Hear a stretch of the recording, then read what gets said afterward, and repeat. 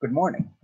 It's Sunday, and because of my friend Scott Del Fuego, whose comment I read about 8 minutes ago, I'm going to do this live stream, and it will have a dual purpose. One of the purposes it will serve is to explain to you how complicated the GoPro Plus warranty service is if you are trying to avail GoPro Plus warranty service from a foreign country. And these rules and regulations that they have buried into their agreement are pretty complex, and I suggest you read them all. Now, I'm going to go from memory. I don't use notes. So my memory is, good morning, Samuel. Hope you're doing well today. I have my computer up and running again, so I will be able to call you after this live stream if, in fact, we don't have another blackout like we had yesterday. Moving back to the GoPro Hero Plus warranty, it's complex. It's 22 pages long. I don't know how many words are involved in the warranty itself. Scott Del Fuego, this live stream is dedicated to you. I wasn't going to do a live stream, but you said life would be boring, something similar in a comment. So I said, okay, I feel antsy about this whole topic of living in the Philippines, but more specifically, Scott has been following me both publicly and privately. So the GoPro Hero Plus, here's the problems if you are trying to have the warranty avail to you when you're in a foreign country. And this is just what I've experienced in the last 5 days. And I have 5 days and well over 5 hours of comments, of communication between about 7 different GoPro Plus agents and one GoPro agent. And they are different factors of the same company. The GoPro Plus is a warranty service, and the GoPro agent I spoke with is affiliated with only GoPro, not GoPro Plus. That person I spent an hour on the phone with, and then subsequently at least 4 more hours, including 2 hours and 45 minutes. In reality, yesterday, 2 hours and 45 minutes in order to sign into GoPro Plus from a foreign country, which eventually it boiled down to no one could figure out in the previous 5 hours why I wasn't able to avail the GoPro Plus warranty, because all the information I filled out on the warranty card said I lived in America, and my credit card is based in America. My YouTube account is based in America.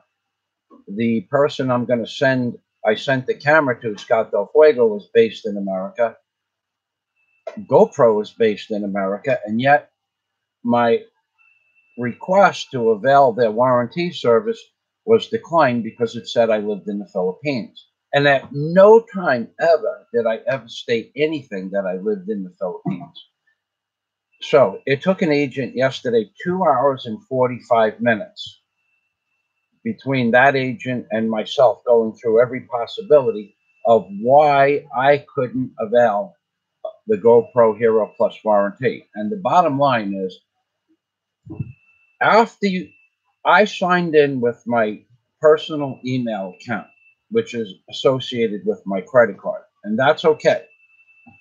They don't care what email account you sign in with, so that's not a problem. And then I filled out the application with the proper address and information and credit card number. That was not a problem. They couldn't see that it wasn't a problem because they can't see that personal information, but they explained to me if I filled it out correctly, then it's not a problem. So what we did was I refilled out the form several times using my personal email address, which is not a problem, and it wouldn't go through. So then the lady suggested that I use a different browser. I'm not real familiar with computers and browsers, but what, honey? When, well, all right, let's just bypass that for now, Daisy. Okay, so she said I use a different browser, and I don't know what that meant actually. So we kept trying to fill out my forms, and then she said, finally, she said, change your email account and change your GoPro Plus subscription, which would mean I would have to cancel the original subscription from 5 days ago and then reapply, use for the GoPro Hero Plus warranty service with a different email address. So I canceled my original email and subscription while this lady is on the phone. And then I refilled out the form again, and it wouldn't work. It's just that simple. So then she said, go. We tried that several times. It wouldn't accept my form. It said server error. So she suggested I open up a different window. And when I opened up a different window, and each time I opened up whatever window it was, the woman said, what window are you on and what do you say? So eventually we got to the point where I'm on a different window with using Chrome as my browser. And then she said, what do you see under the globe icon? Because she had never mentioned this for the first 2 hours and 30 minutes. And I said, well, I clicked on it and it says that the country of origin is the Philippines. So basically, their um, their GoPro Plus warranty service was looking at me as living in the Philippines.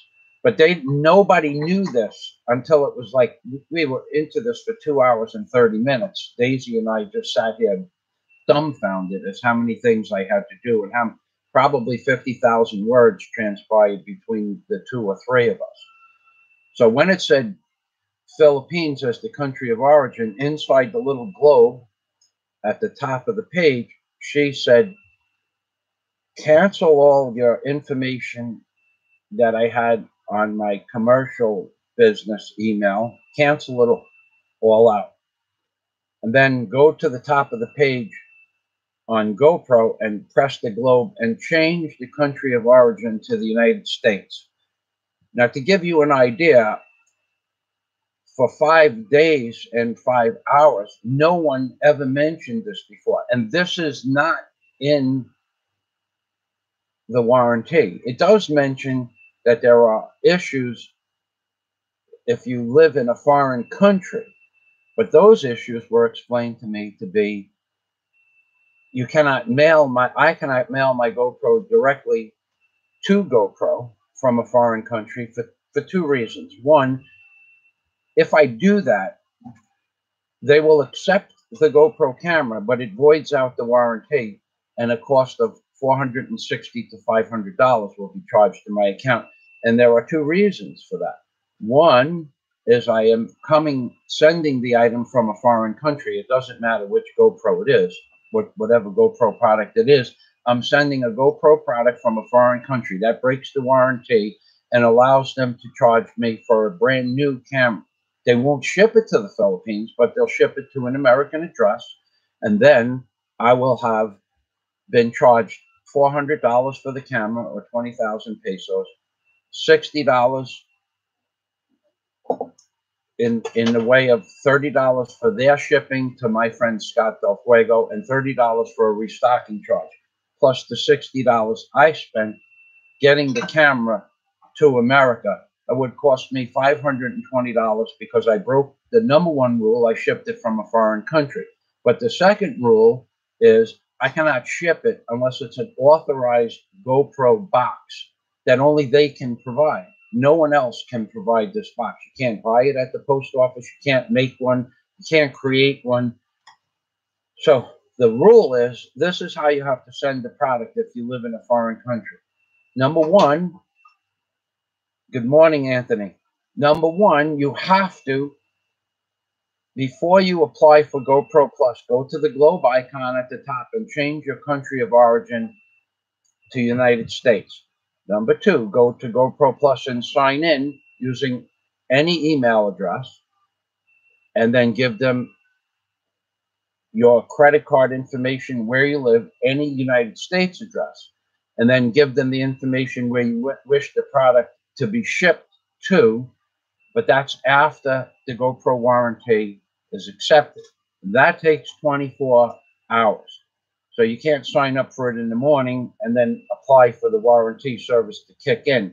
You have to wait a full business day. So this is where we are right now. I'm waiting my business day. So two reasons you can't ship from a foreign country is because the Globe reads your IP address, and the second reason is you don't have the proper box. Now, had I sent the video camera to Scott Del Fuego, and he sent it to GoPro, and I said, this is under the warranty, they would say, okay, we will give you a new Hero 5 camera, but we're charging you the full price plus $30 for shipping plus $30 for restocking because it's not in the proper box. So I suggest you read the entire warranty service, which is 22 pages of, internet, scroll down 22 pages. There are many other reasons that they won't accept your GoPro camera in return. I was asked by the first GoPro representative, not GoPro Plus, GoPro itself, two different agencies. How many times did I use the camera underwater, and was there any damage to the case housing? I said no. He said, fine, send it back. There won't be a problem. So I filled out the application, only to find out that because I told the initial representative that I used it hundreds of times, and the secondary representative from GoPro Plus, I used it 100 times, 200 times underwater, more than that, I voided out my own warranty because in order for them to agree that there was a manufacturer's defect, the camera would have had to have been used only one time underwater, and the first time you used it underwater, the seal broke or it got wet. That's the only way the warranty will be rendered acceptable. Had I not asked the question, that is my warranty acceptable? And had they not asked me, the gentleman from GoPro Warranty said, how many times have you used the camera underwater? It's a trick question. I said 200 videos, 250 times underwater. He said, no, you voided out your warranty. I said, why? He said, it has to be the first time you use it underwater. I said, there's no way around this because you're taking notes. And he said, yes. And I said, this is nonsense. This is just garbage. I spoke with a representative from GoPro a month ago, and he said, send it back, no problem. So the Warranty Plus representative at this point, now I don't know that this is going to follow through, but at this point, he said, I will go back and read the notes. And when he read the notes from the first representative from GoPro, he said, you're right. The man said, send it back. So we're going to honor what that man said because you've gone through the process and you were made a promise. But had this man not made this promise, the trick question being how many times did I use it underwater, I would be responsible for $460, at which point I could buy a GoPro Hero 7.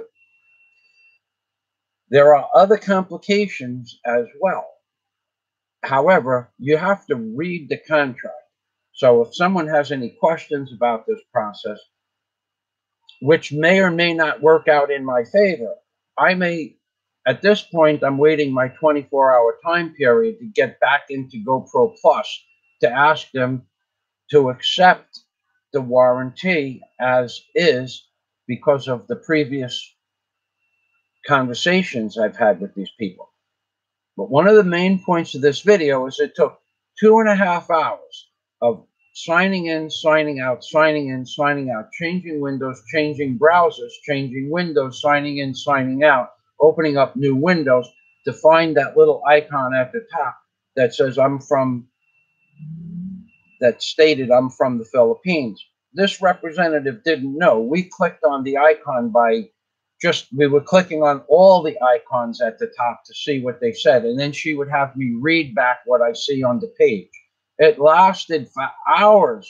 I probably kicked up 50,000 to 70,000 words between the three of us, Daisy and I and the woman, only to find this little icon by chance, because they don't know the rules. They don't know why it's registering me as in the Philippines, even though I filled out the credit card information and the shipping address and the telephone number, all America. No one knew why it was registering me living in the Philippines until we clicked on it by accident.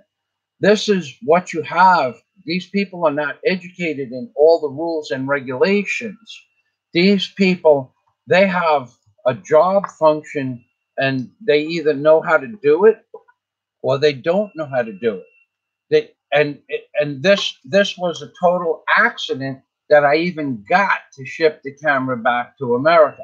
So now I had to cancel my original membership, which I mentioned, sign in for a new membership using a different email address. And not only that, any password that I used that was even closely associated with the original password was kicked back as a non-usable password.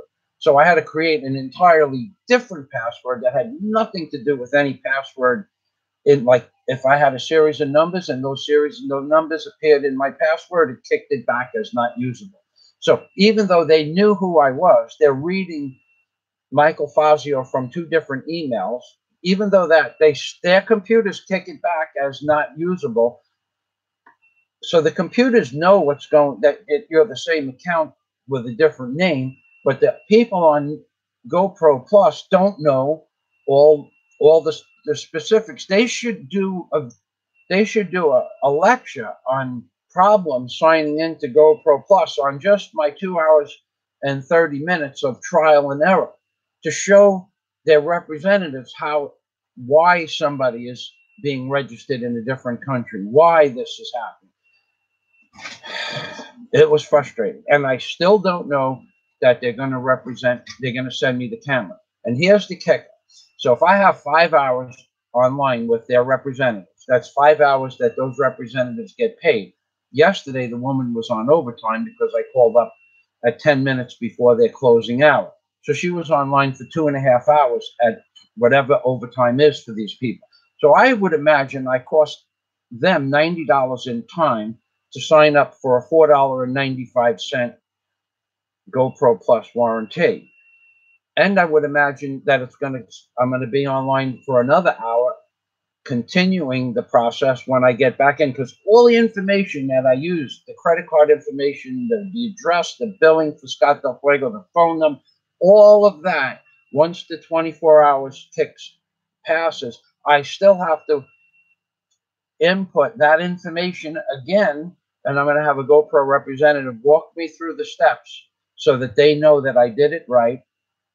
And that's going to be another hour. So I cost them more than $100 for a 5-hour subscription, which would mean that I would have to apply for this or pay for this subscription, which is auto rotates onto your credit card. I would have to pay for this subscription for 20 months before they even begin to get their money back based on $15 an hour. So I just cost GoPro $100, and they cost me 5 hours of my time, which if I was billing somebody for my time, they would have to send me 3 cameras for my 5 hours. That's what it boils down to. So I'm going to go to the comments now. This is an open discussion. If you have questions about GoPro Plus and I can answer them, please. If you're not on my live stream, then please feel free to leave comments on this video and I will answer your questions.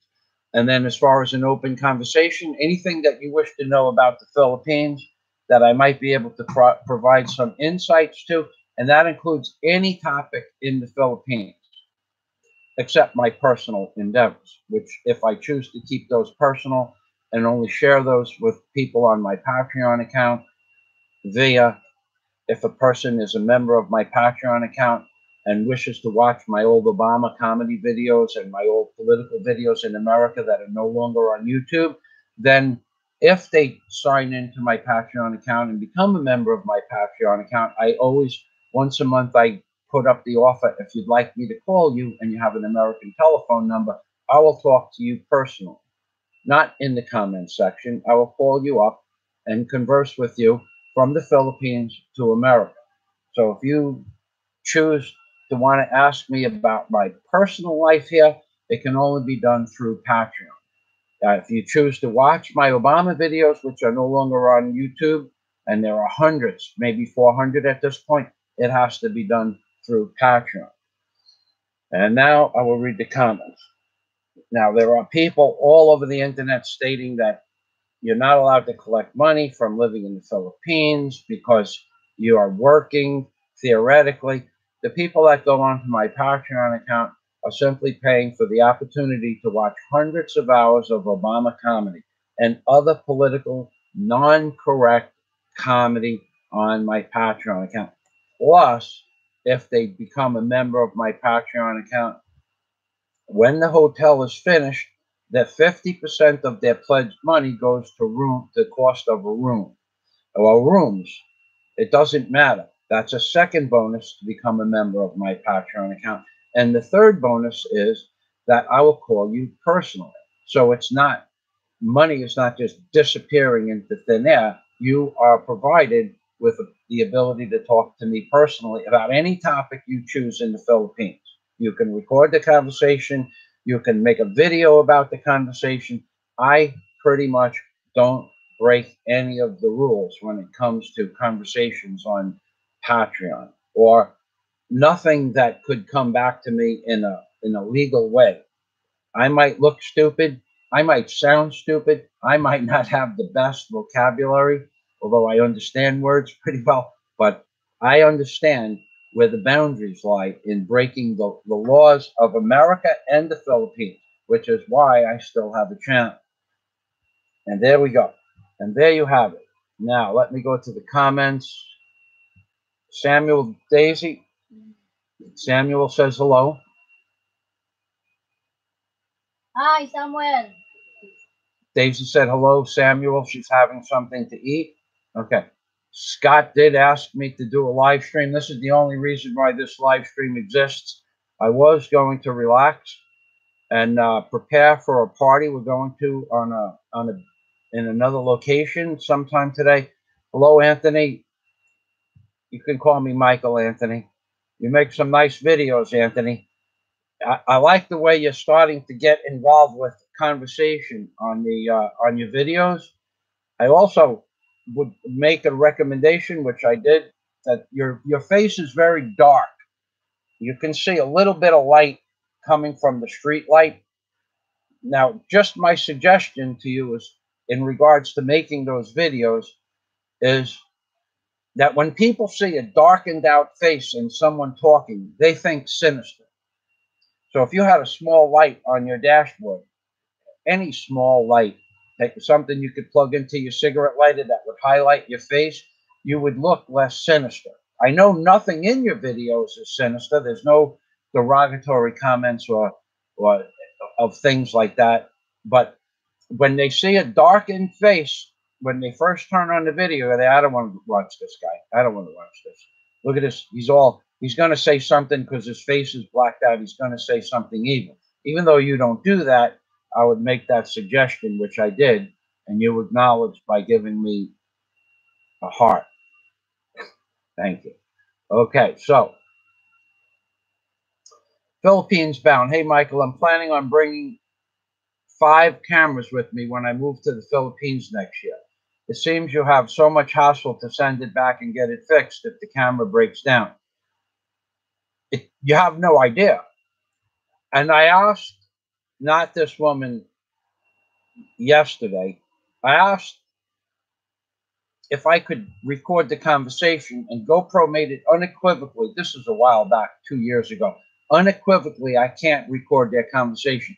I was tempted to start a live stream yesterday so you people could see the frustration, not just with me, but the person in GoPro Plus was having, because she didn't know how to get the issue resolved. And she did try to get the issue resolved 100 different ways.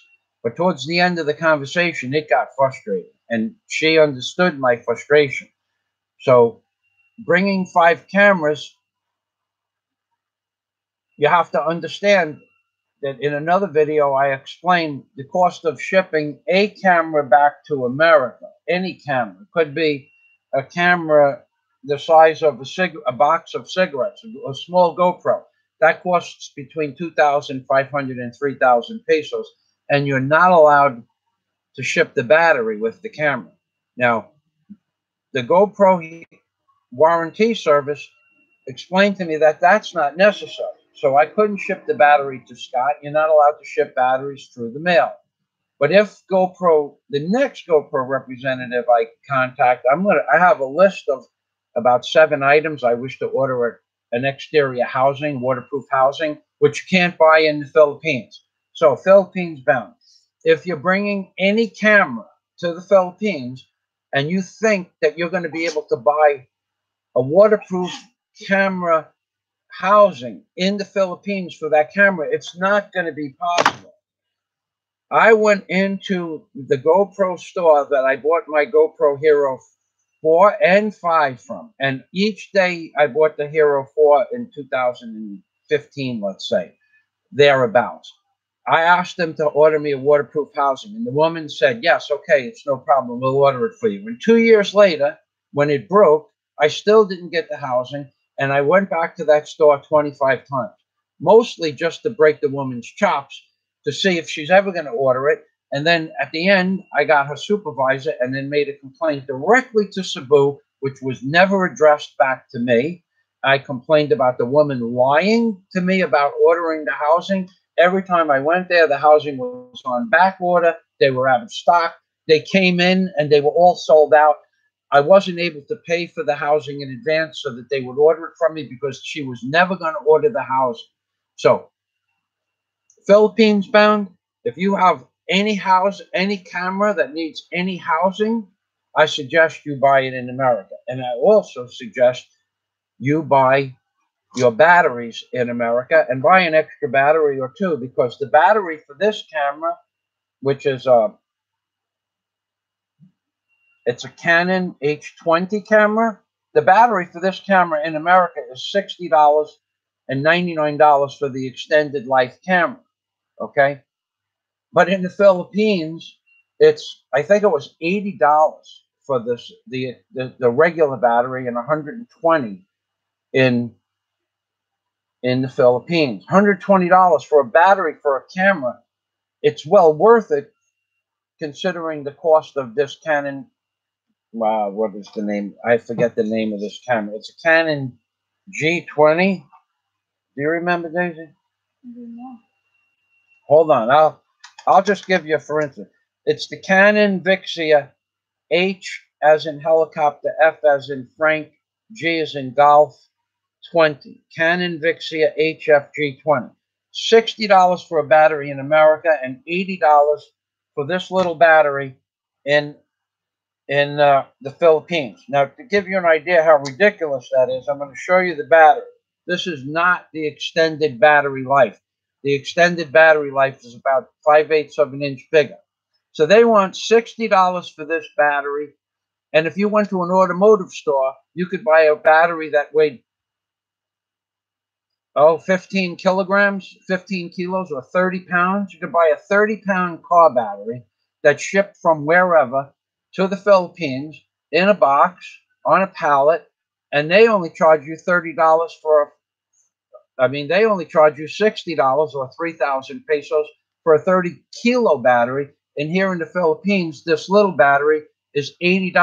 So for $80, I can buy a commercial grade battery for the Traco, but I wouldn't buy it because it's not mine. But this is what you have to deal with. $80 for this battery in the Philippines. So if you're coming to the Philippines and you expect to buy an extra battery here, don't expect to buy one. And then it took me maybe 5 different places that people recommended me to go. And then when I found the last 2 that could supply me with the battery, both people, I showed them the camera, and without looking at the serial number of the camera or the type of the camera, they both said 4,000 pesos.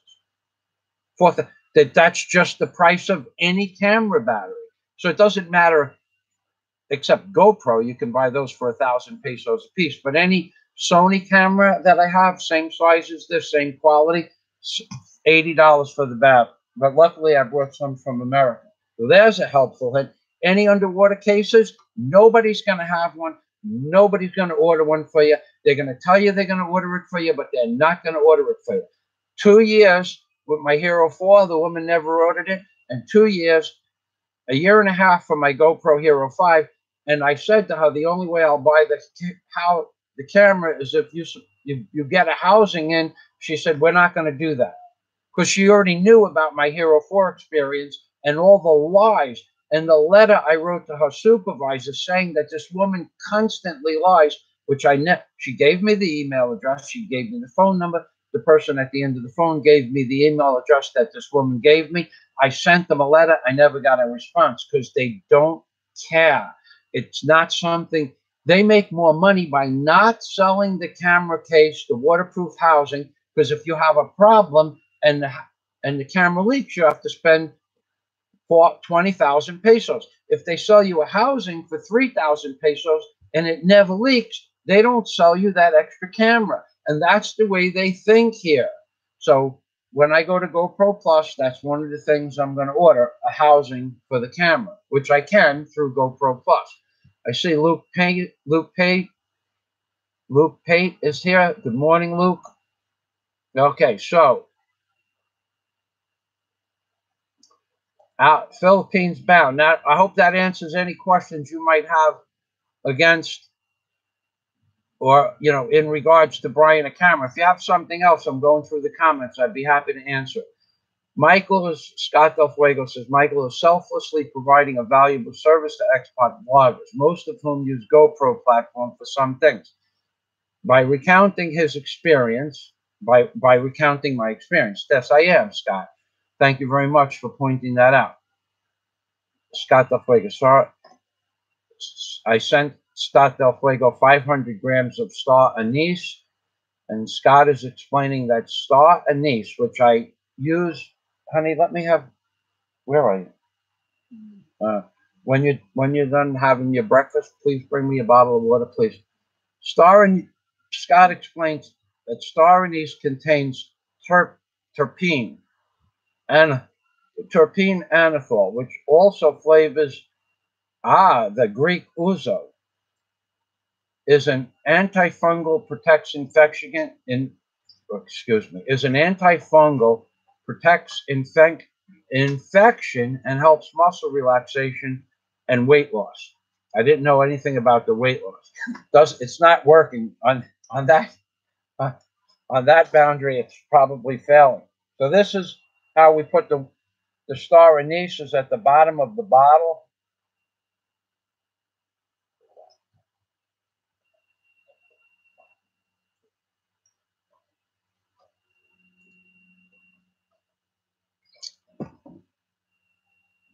And if one goes into your mouth, just keep it in your mouth. Even if it's a week old, it still acts like a breath mint. And it hasn't, even if you can't smell it when you take it out of the bottle, if you put it in your mouth and crunch it up just the smallest amount, it acts like much stronger than any breath mint that you could purchase. And it freshens up your breath and it gives your mouth a clean feel. So it has many functions, the star anise. And Scott said it's in ouzo, which is like a licorice flavor alcohol. Scott donates money via Patreon as a pure gift. He has no expectation of any return. And that has always been Scott's charter for donating money. But if Scott ever comes, even if my hotel isn't done, I promise to put half of the pledges from my Patreon account towards my hotel room expenses. Doesn't stop because my hotel isn't finished. It is extended to I will find you a hotel. I will go through the trouble of finding you a hotel close to something that you're interested in, whether it's scuba diving or snorkeling or city life, and I will pay.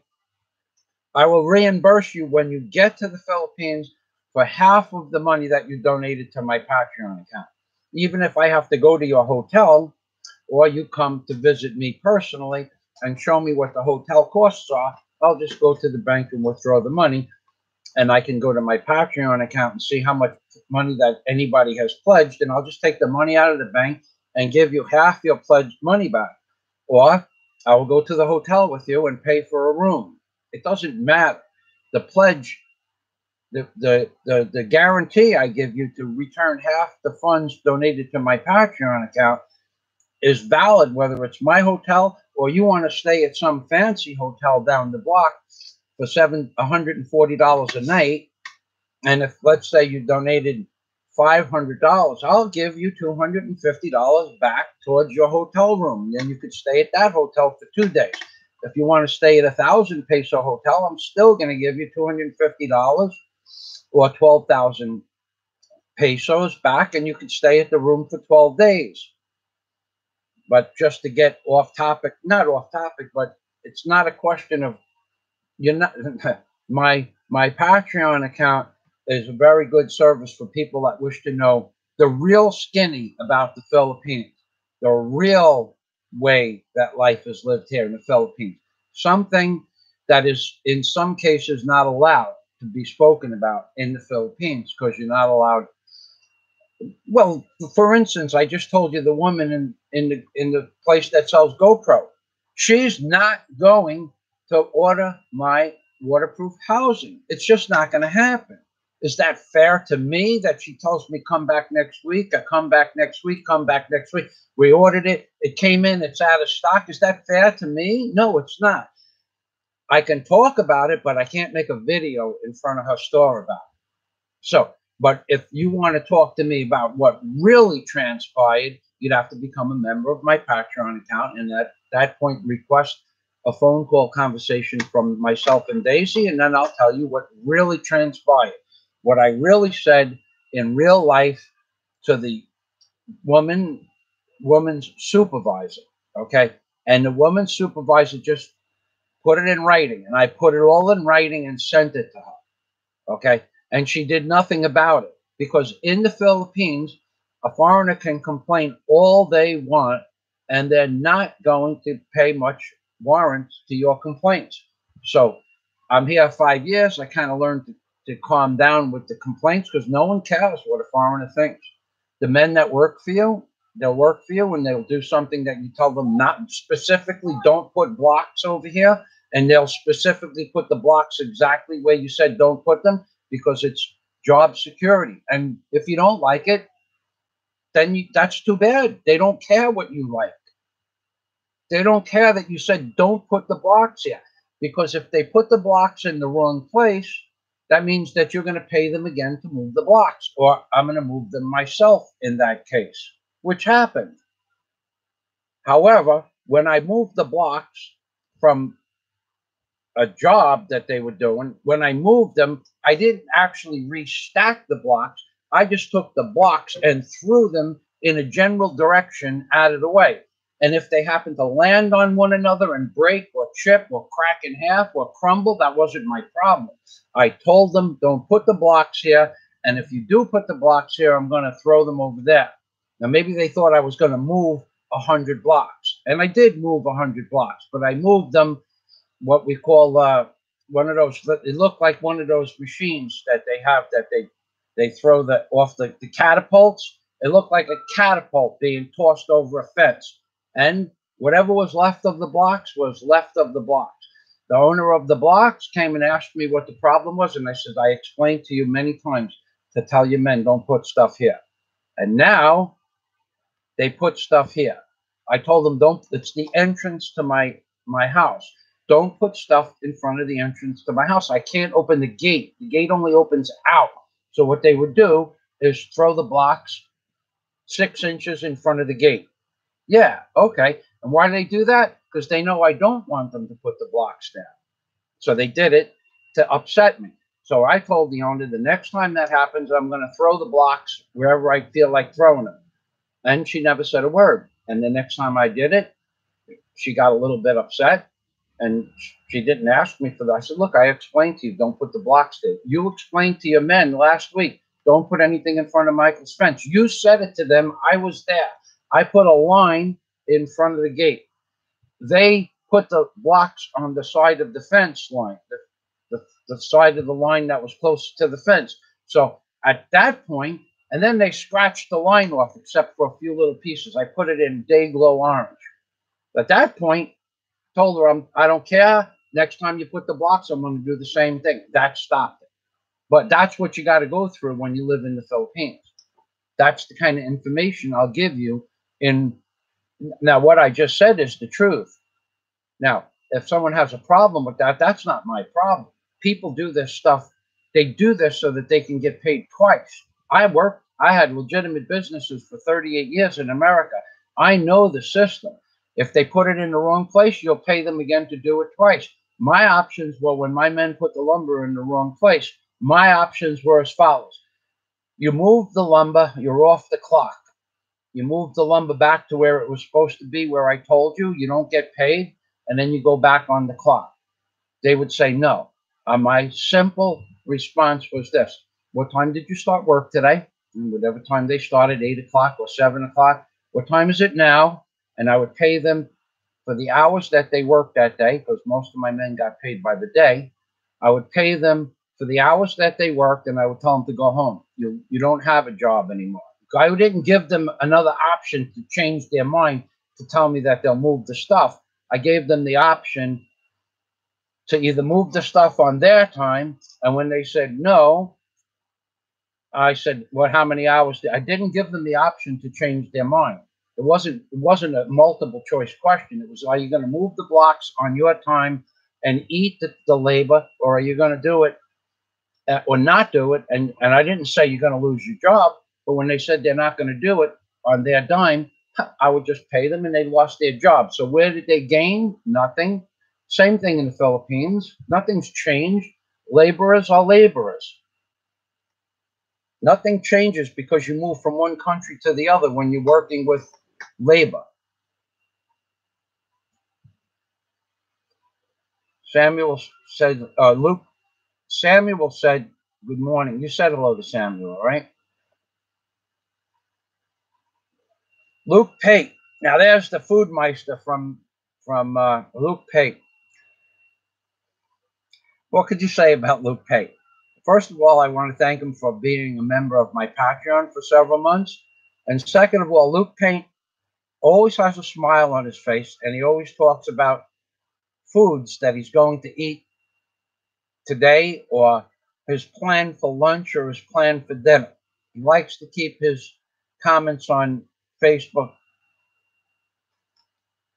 in a jolly manner. I call him the food king of Facebook. Good morning, Luke.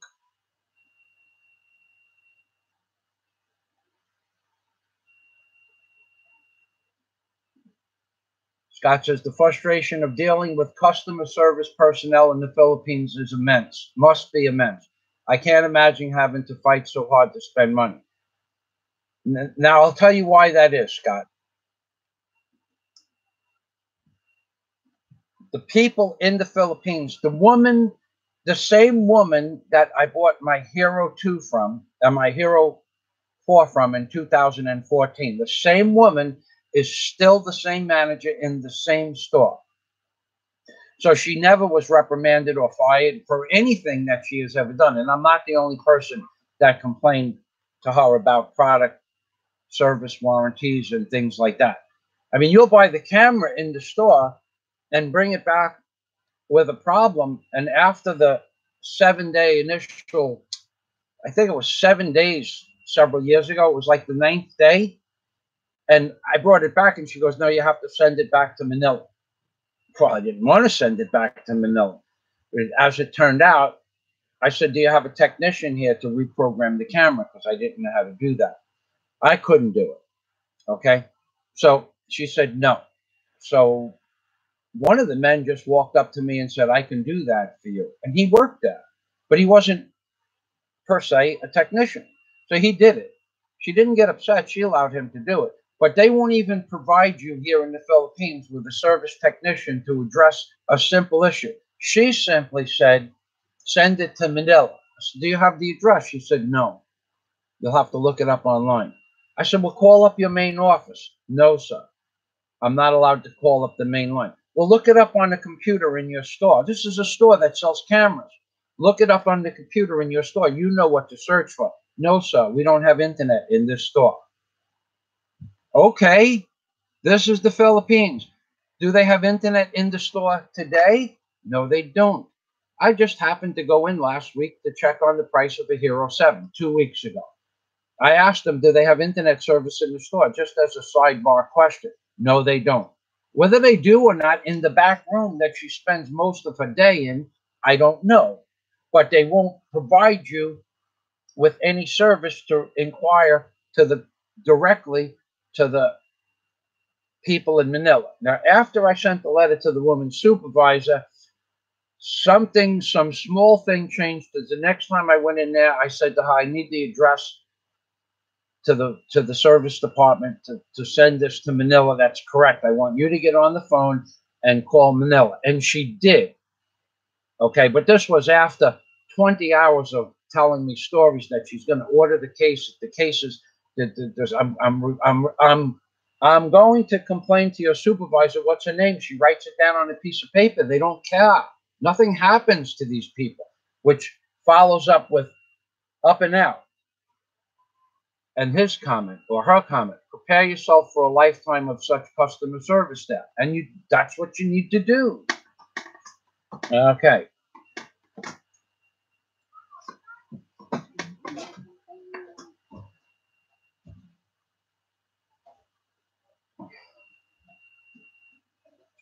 Graham Ashcraft, I have seen comments praising my channel, helping my channel, and actually absolutely demonizing my channel.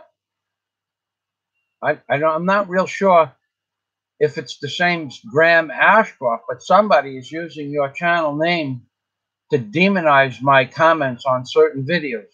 So I'm not real sure if that's you or not. I'm going to just bypass your comments.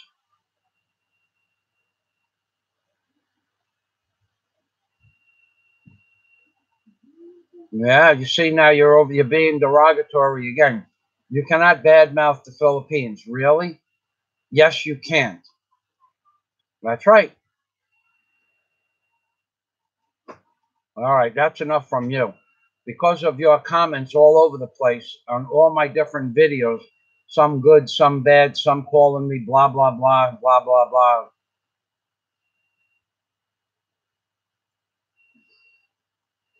Yeah, the Philippines is like trying to push a car with the handbrake on. Yeah, I'm not real sure if you're the same person because these comments don't fall in line with the other comments that you made or somebody that's using your name is making. Let me see if I can do that. Let me see.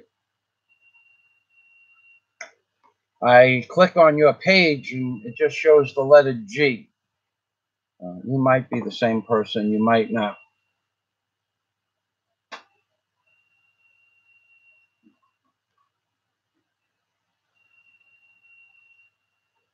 Samuel Smith. Graham Ashcroft. 0 subscribers, 0 posts, comments. If you wish to stay and enjoy the live stream, but the host and his wife lives there. She is Filipino.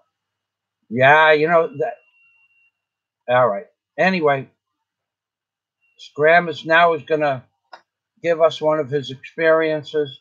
Seems to be doing okay here on the live stream. If you change your attitude to the person that you are on my other videos and start making derogatory comments, I'm not going to allow that. If you like to leave an intelligent comment, question, or statement, I'll allow that. I'll even read them, as long as you keep in line.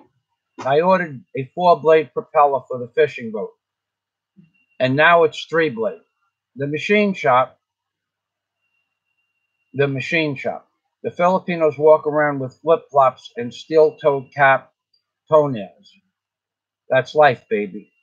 Yeah, they do work in flip-flops in a machine shop. There's no doubt about that. I've seen it myself.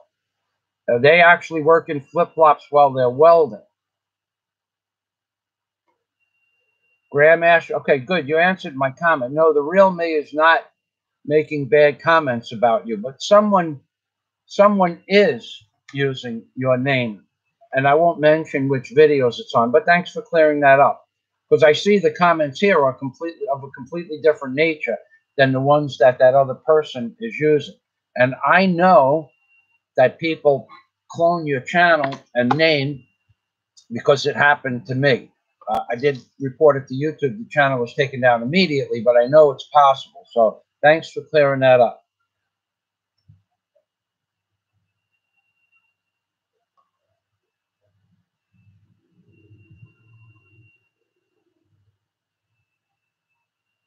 Yes, I know about that, but we're not talking about that right now. So let's drop that particular conversation altogether. Because if you came here just to publicize Terrence and Beth's name, I'm kicking your ass off the live stream. I'm not interested in anything that has to do with Terrence and Beth. In fact, I'm going to remove that comment and make like it didn't happen. I knew that you were going to do that. I kind of figured that you were going to do that. Do it again and I'll block you. Not interested in hearing about anybody else's channel. If you're here to ask me questions about the Philippines, have at it. But if you're not, then go away. Okay? It's just that simple. All you trolls come on here and you give a bunch of positive comments. As soon as I follow through with your positive comments, you send the link or the name of someone else's channel. So I think that it's you who was making all the derogatory comments on my other channels, and I think that you're just saying it wasn't you. And I can think whatever I want. I can review every comment that's under your name. And in fact, if you make even one more comment, I'm blocking you permanently. Again, on this live stream, and then I'll go to that channel that shows up and I'll block you from leaving comments on any of my videos. I've allowed it so far, and the person, if it's you, is stating nothing but ignorance about whatever. Okay. See, this is a troll, ladies and gentlemen. This is a troll. They come onto your live stream and they give you information that sounds good and realistic, and then they mention somebody else's channel that they're trying to draw attention to for views for the other person. This is a troll. Don't comment again. Okay. Again, he comments. Adios. Thank you, Samuel. Again, after I tell him don't do it, he does it again. Unbelievable. All right. So does anybody else have any questions about living in the Philippines? Do you have questions on how to save 33% on your immigration fees? Do you have questions of what rents cost in a nice area, not in the city and not in a hotel? Do you have questions about that? Do you have questions about purchasing products here in the Philippines? Do you have questions about shipping stuff to the Philippines? I can give you the name of shippers that will ship anywhere from what was 3 years ago $55 for 50 kilos, or to $175 for 50 kilos, depending on what you want to put in the boxes. So if anybody has any legitimate questions, please feel free. Thank you. Yeah, Samuel, thank you. Hey, that's just ridiculous what they do. I made a video about trolls. Let's just leave it at the word trolls. And there are over, I don't know, there's 100 comments that depict by definition what a troll is. And they're coming on my channel telling me they're not trolls. They're legitimate this or legitimate that. But they have no videos like Graham, no video content like Graham. They have no actual liked videos. They have no what what I should have. This was an open discussion. It's posted in the in the title, open discussion today, open topic, choose a topic. But that's not allowed. I'm not allowing people to come on my live stream and talk about another person's channel, either good or bad. Not going to happen. What I put on my channel is my business. And if trolls want to come, I leave their comments up on my videos. This is an open topic, but not allowed to talk about other people's channels in any way, shape, or form. Not good, not bad. This is my live stream. I am the person that created my channel. I choose to talk about what I want. My rules have been, and I've said it in many live streams, don't talk about other people's channels. Don't bring up their names. Don't bring up what they do. Don't bring up nothing about other people's channels. If I want to make a video that describes what other channels are doing, I do it in a legal fashion. But some schmuck on my channel can leave comments, and if I miss them, because I don't watch and review every comment, then it looks like I'm being derogatory towards another channel. I try to read them all, but when I don't go to, I have never one time ever gone to another person's channel and left a link for a third party. I have said on maybe 5 occasions in the last 2 years, I've made a video on this topic and said the name of the video, but I don't go to other people's channel and troll them. If you could look at my computer and review other people's channels, you'll see I never gave anybody else's channel a thumbs up or a thumbs down, except people that have legitimate channels, like One Lonely Farmer. He gets a thumbs up. Havoc Master gets a thumbs up. Good morning, Steve. He's starting a new channel. He's starting a new thing with live stream. Completely Disinterested gets a thumbs up. And then anything else that I like gets a thumbs up. But I don't give people thumbs down. That's just trolling. And I don't leave negative comments. I have never left a comment on anybody else's video that's controversial. I have made videos about other people's channels or what other people are doing, but I don't leave negative comments. I don't push the thumbs up or thumbs down. If I don't like a video, I just read the comments and I move on. And then I find schmucks on other people's channel, like who I won't name because I just made a derogatory statement. I find schmucks on other people's channel when somebody made a video about me. These schmucks, husband and wife team, I can say that. See, we're going to go by the legal boundaries of what I can say. These schmucks denied knowing who the person was referring to. They didn't mention my name, but anybody that knows that channel and my channel knows that the guy was inferring negative connotations towards me. And these two schmucks, a husband and wife team who watched my videos, denied knowing who he was talking about, and yet every other commenter on the page knew who they were talking about. And then these two schmucks, that husband and wife team that denied knowing me, then the next day they're leaving a positive comment on my video page. And they don't think I saw those two schmucks deny that they know me.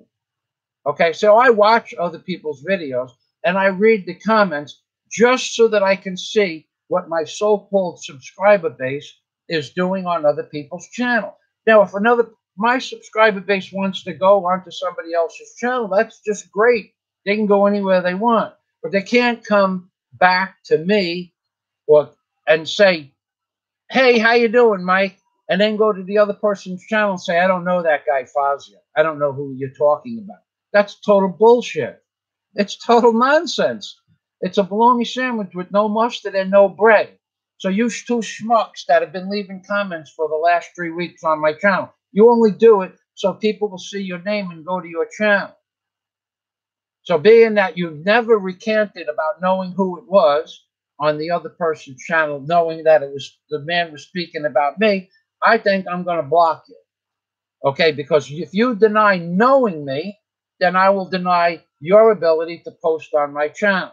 So there you go. See how it came full circle? I have been watching your comments. I have a list of comments, pages and pages long, over the last 2 years, what you've left on my comment. You watch my videos. You know who I am. You know how I am. You know that there was a skirmish between me and another subscriber. And you know why? And then you deny that I see this comment last week. You deny that you know me. Well, I'm going to deny you the privilege of commenting on my channel. And I'll probably remove all your comments. So go away. You're a troll. You are what we call in America an ass kisser. The two schmucks that deny that knowing me and then leave a comment on my channel the very next day, according to the time frame, the timestamp. The very next day, you're my friend, and the two schmucks just deny knowing who I am. See, those are trolls.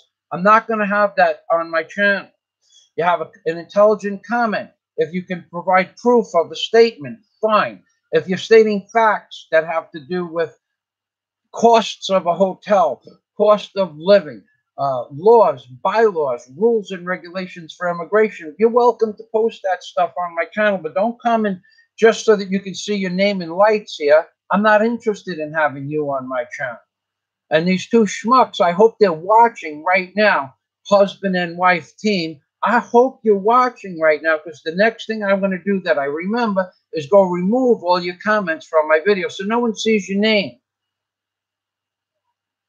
You people are trolls. You're trolling my channel so people can see your name, and then you deny knowing me after you've watched me for 2 or 3 years. So be it. That's your prerogative, and it's my prerogative to remove your comments. Samuel has been working. Thank you, Samuel. Yeah, this guy. Yeah. Wayne. Yeah. Wayne Ryland. He hates me. He hates that and notice how Wayne Ryland showed up immediately after Graham Ashcroft was blocked. You see how that worked? Maybe they're the same person, or maybe they're butt buddies, and I mean friends. Maybe they're friends, and then Graham Ashcroft got timed out, and then whatever his name is, Wayne Ryland comes on and makes a message that I didn't see, but Samuel deleted. See how that works? People have multiple channels. They're trolling my channel. And they are, a lot of them push the thumbs down. Oh, that hurt. Oh, the thumbs down. Oh, that hurt. Oh my God, the man pushed the thumbs down on my channel. I don't push the thumbs down on other people's channels just because, for the mere fact that another person makes a video, I give them credit enough not to push a thumbs down. Unless they're pushing some weird ass agenda, then I give it a thumbs down. Probably gave out, I can't say I gave out 10 thumbs down in the last 2 years to channel. I've given thumbs down to people who come to my channel and the comments I don't agree with, but I don't delete the comments. See, that's a difference. These other channels delete the comments they really don't like. I leave the comments up. But I just told you not to mention anybody else's channel, and then the guy did it again because he doesn't listen. Maybe you're used to getting away with that crap in real life, Graham. Maybe you're used to somebody being, somebody thinks that you're so important you could do what you want. Well, you can do what you want. You just can't do it on my channel. Okay, I want to view the message anyway. Okay. Yeah. Blah, blah, blah. Okay, so now let's see what else we have. Let's see.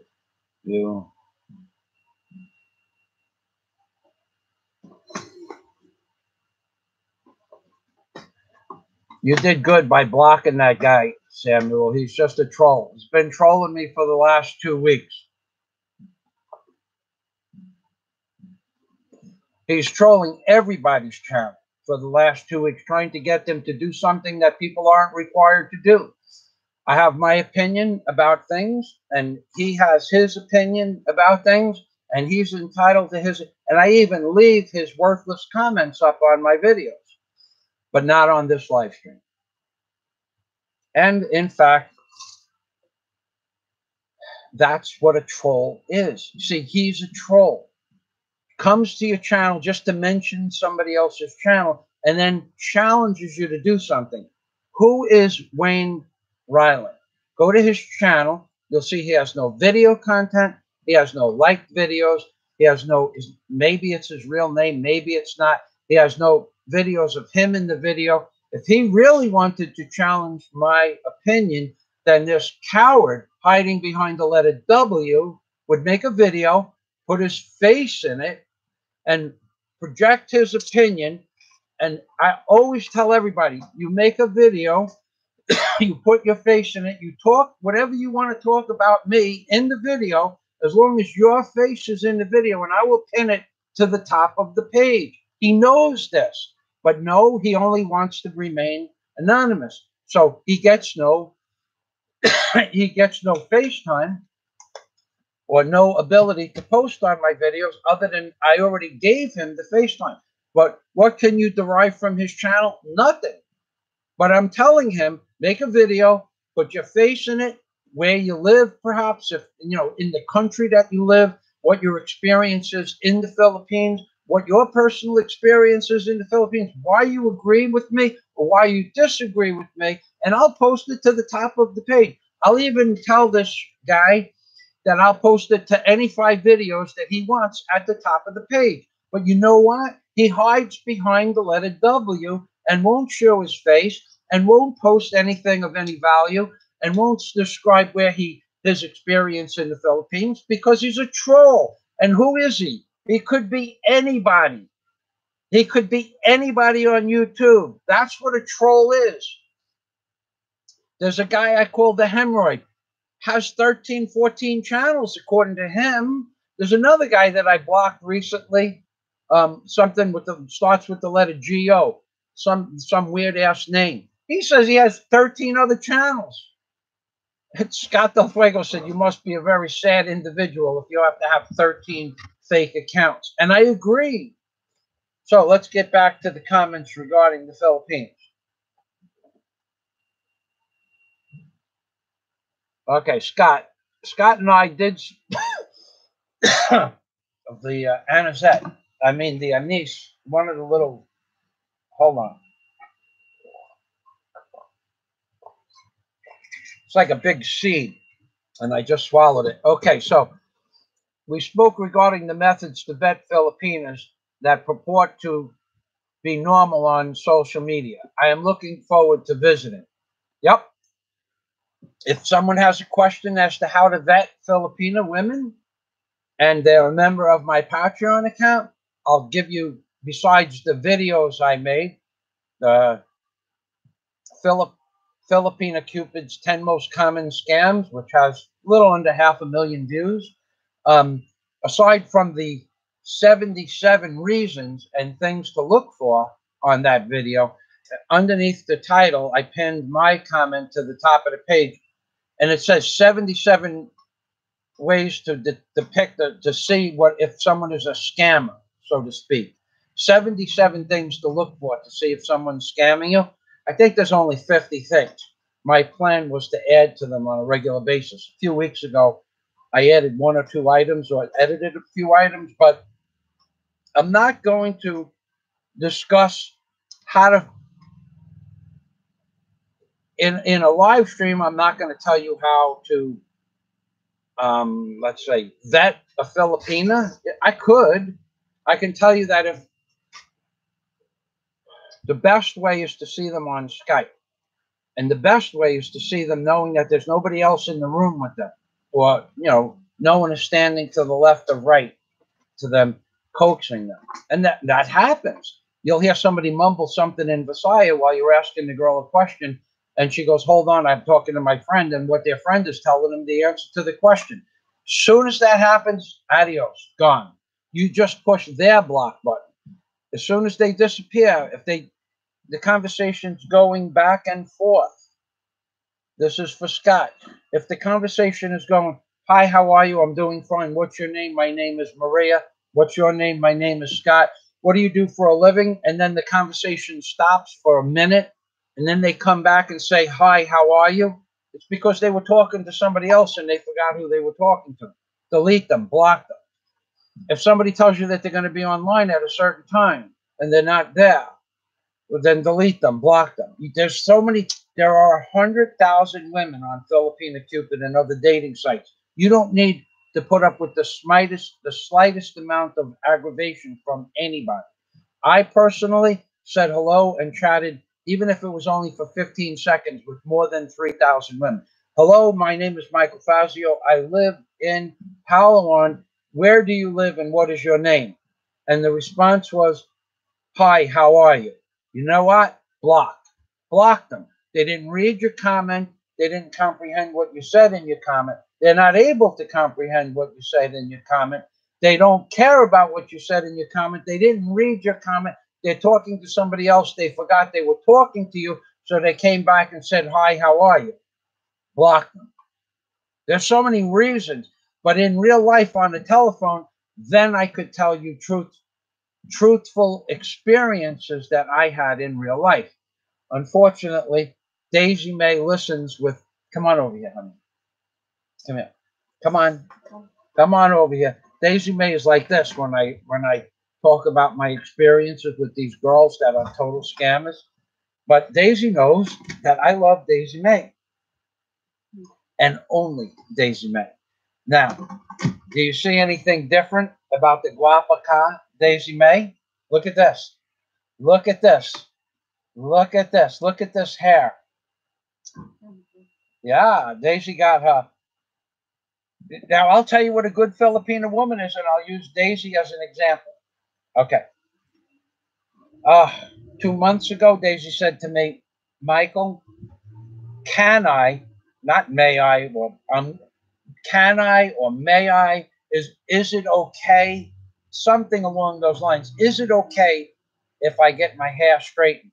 And I just looked at her and I said, if that's what you want. Did I give you any gruff about, and did I give you any argument about that? No, you did not.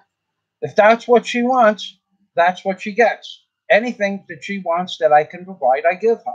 But she didn't say it. This is the difference between a good Filipina and a bad Filipina. She didn't say it. I want to get my hair done. Give me money.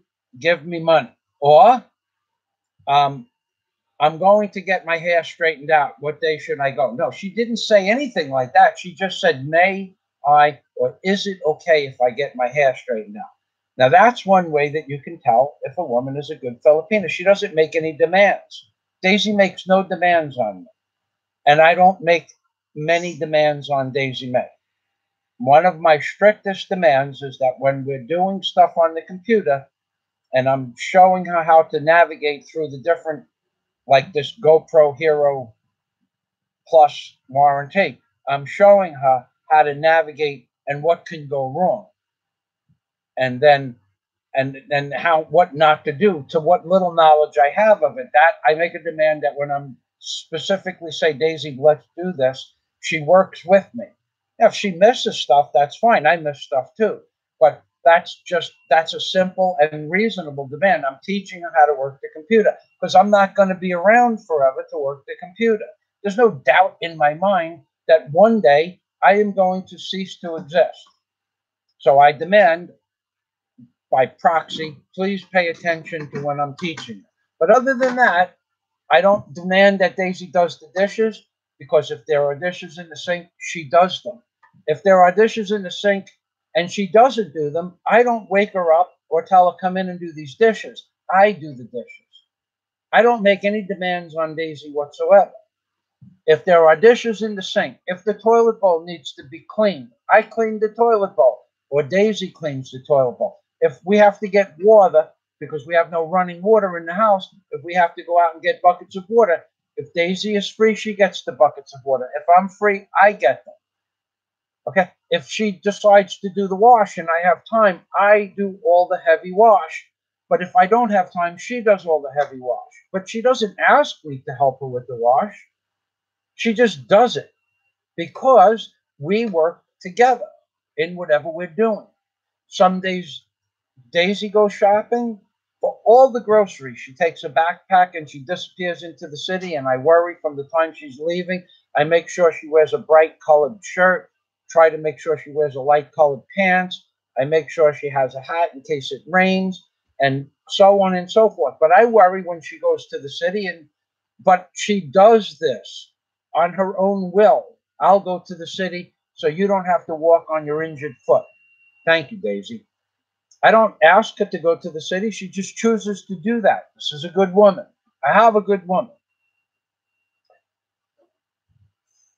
And I have the benefit of knowing that she's a beautiful woman, I think, in my personal opinion, and that she'll remain good looking or get better looking in the next 10 or 15 years when I'm going to be on the decline and have been on the decline for a while. So I even offered last night, I said, why do you stay with me? And then she said, Bota ang gugma, which means love is blind. Yeah? Yeah, that's right. Love is blind. So it works both ways because in reality, I think Daisy's absolutely beautiful. But somebody else will say, oh, you know, Daisy's too short. Or um, Daisy's eyes, they should be a half inch further apart. But everybody has their own viewpoint of what beauty is. For me, Daisy's a beautiful girl. Okay? Now, for me, for a beautiful girl like Daisy to go out with somebody like me, why do you care about me? For what reason? Please tell the people why you enjoy being with me. I enjoy being with Michael Fazio because he is a funny man and very guapo. Bota ang gugma. Love is blind. Salamat. And we have our skirmishes sometimes, but we always go to sleep at night with a hug. Now, if Daisy doesn't want to hug me, I hug her, and then she hugs me back. If I don't want to hug her, she'll by accident she'll put her hand on my wrist. That's a hug to a Filipina that's having tempo. Okay, so we have our way, but that doesn't happen often. It hasn't happened where we had an argument before we went to sleep for a while because we understand each other. She understands that soon I am going to be old, yeah? Yeah, And then what? that's life. That's life. That's her answer. That's life. And we move on. Okay, so let me get back to the comments. Samuel wielding that wrench with power. Thank you, Samuel. So, Scott, yeah, there are specifically what I could do for you as a member of my Patreon account as well. Specifically, what I could do for you is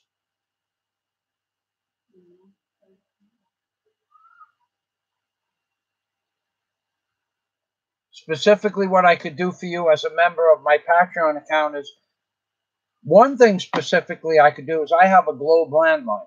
So if you were a member of my Patreon account and you were talking to a woman in the Philippines, I could have Daisy call her up and talk to her and see what type of person Daisy feels she is.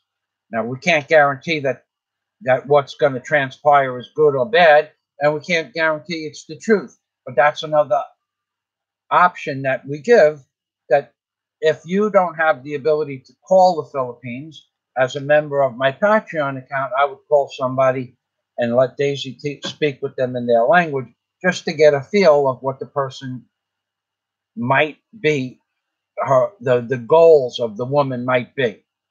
Okay, so that's another virtue of my Patreon account, positive virtue.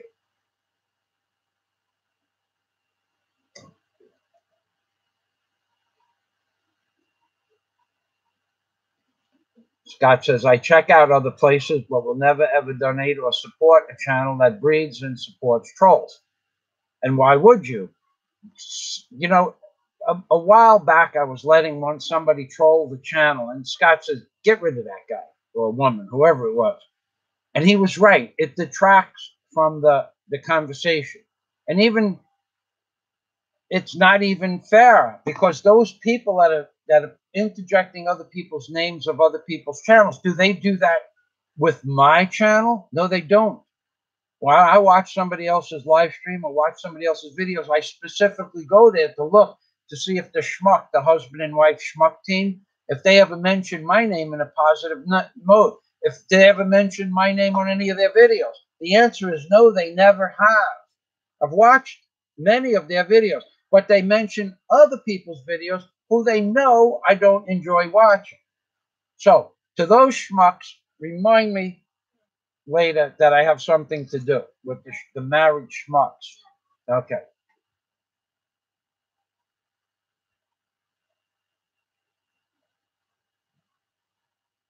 Samuel, you're wielding that wrench well. I could see. Thank you, Samuel. Scott Del Fuego. Scott Del Fuego. Let's see. I just lost my place here, Scott. Ah, Bubba has a good comment. We're going to get to Bubba's comment in a minute. You're welcome, Samuel hid the troll. Bubba and the Philippines. Hello, Mike. Glad to see you're doing well. Yes, we're doing well. If you move so fast, maybe something Up on the top? All right, hold on. No, I don't think so. Ah, Scott Del Fuego. A tomato sandwich with no Hellman's mayonnaise. That's right.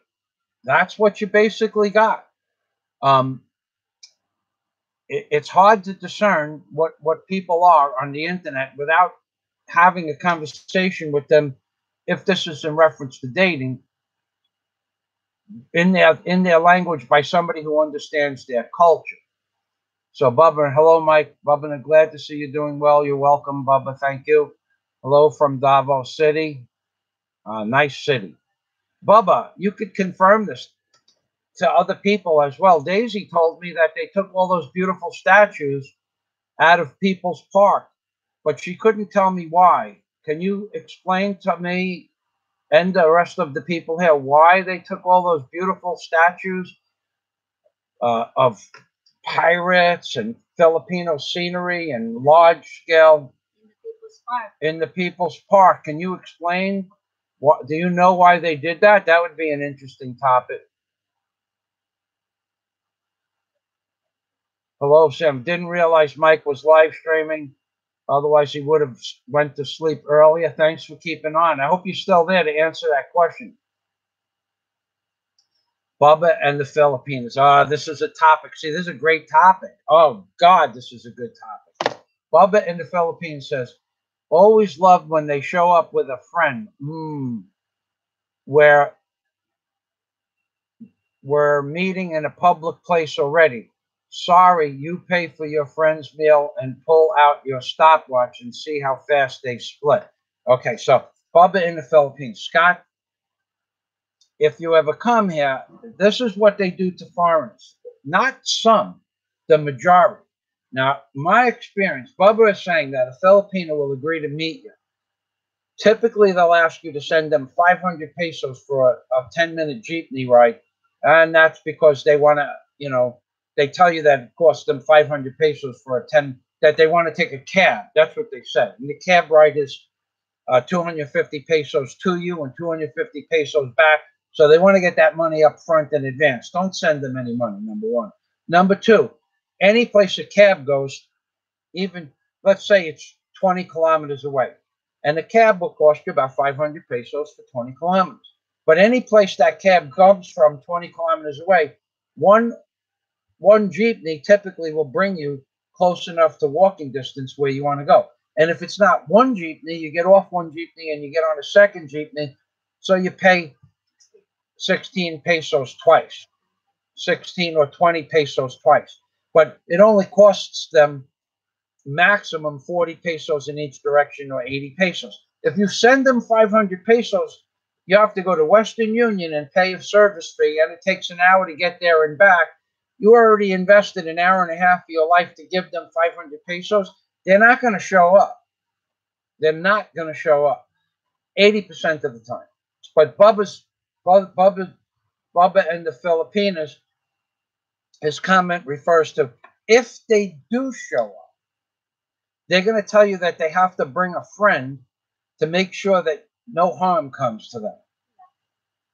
That's nonsense. You're going to meet them in the Ayala Mall at a restaurant in a public venue, and they have to bring a friend. So just say no. Now, if they say, okay, I won't bring a friend, I'll bring my sister, just say no. Okay? Now, if they're young and they say they're going to bring their mother, say yes, bring your mother. But then tell them that you're not interested in meeting them, because if they're that young and they have to bring their mother, it may not be their mother, it might be their aunt or their friend again. So what they're basically doing is they're getting an extra meal for a family member. But I, at the Ayala Mall, used to meet 4 or 5 girls a day to interview them or have them come to the hotel where I was staying for breakfast.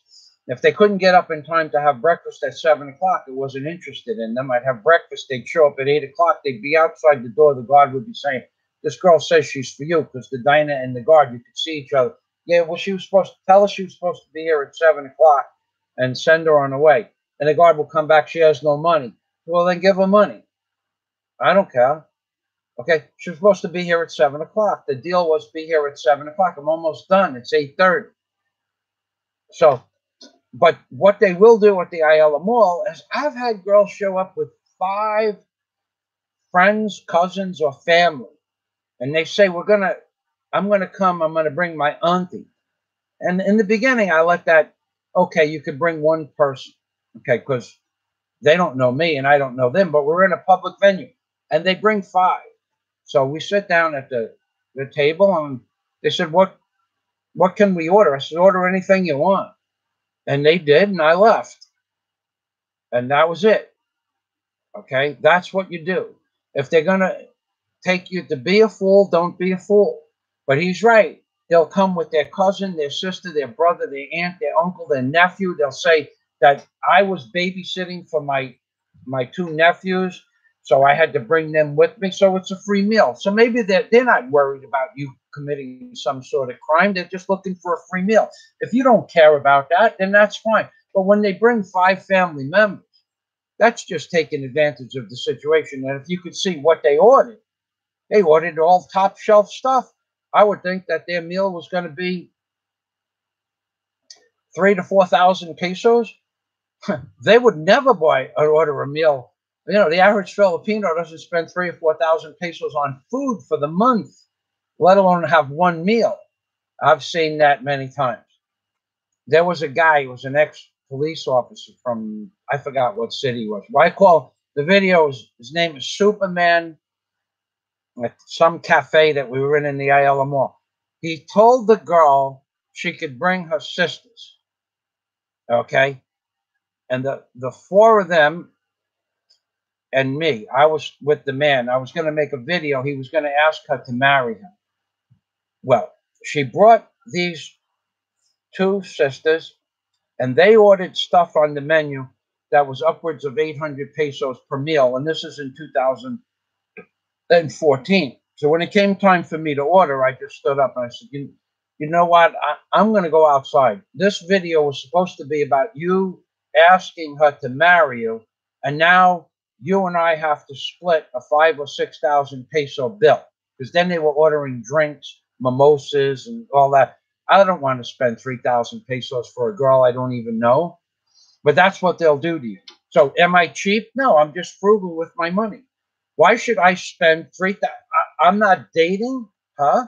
I wasn't interested in either one of the 2 sisters, and I'm not even sure that both of them were women, and I'm not interested in paying for their meals. So that what? I can converse with them for 15 minutes or 20 minutes, and it's going to cost me 3,000 pesos, because the meal was over 7,000 pesos at the end of the meal for just the 4 of them. Okay, somehow they ran up a 7,000 peso bill. I went back to the hotel, came back to the Ayala Mall an hour later because I was going to go meet a girl, and they were still having their lunch. So I'm not interested in spending 3,000 pesos so that I could talk to a girl. So what am I, wood, that I need to pay somebody to talk to me? No, I can talk to myself if I want. Thanks, Bubba.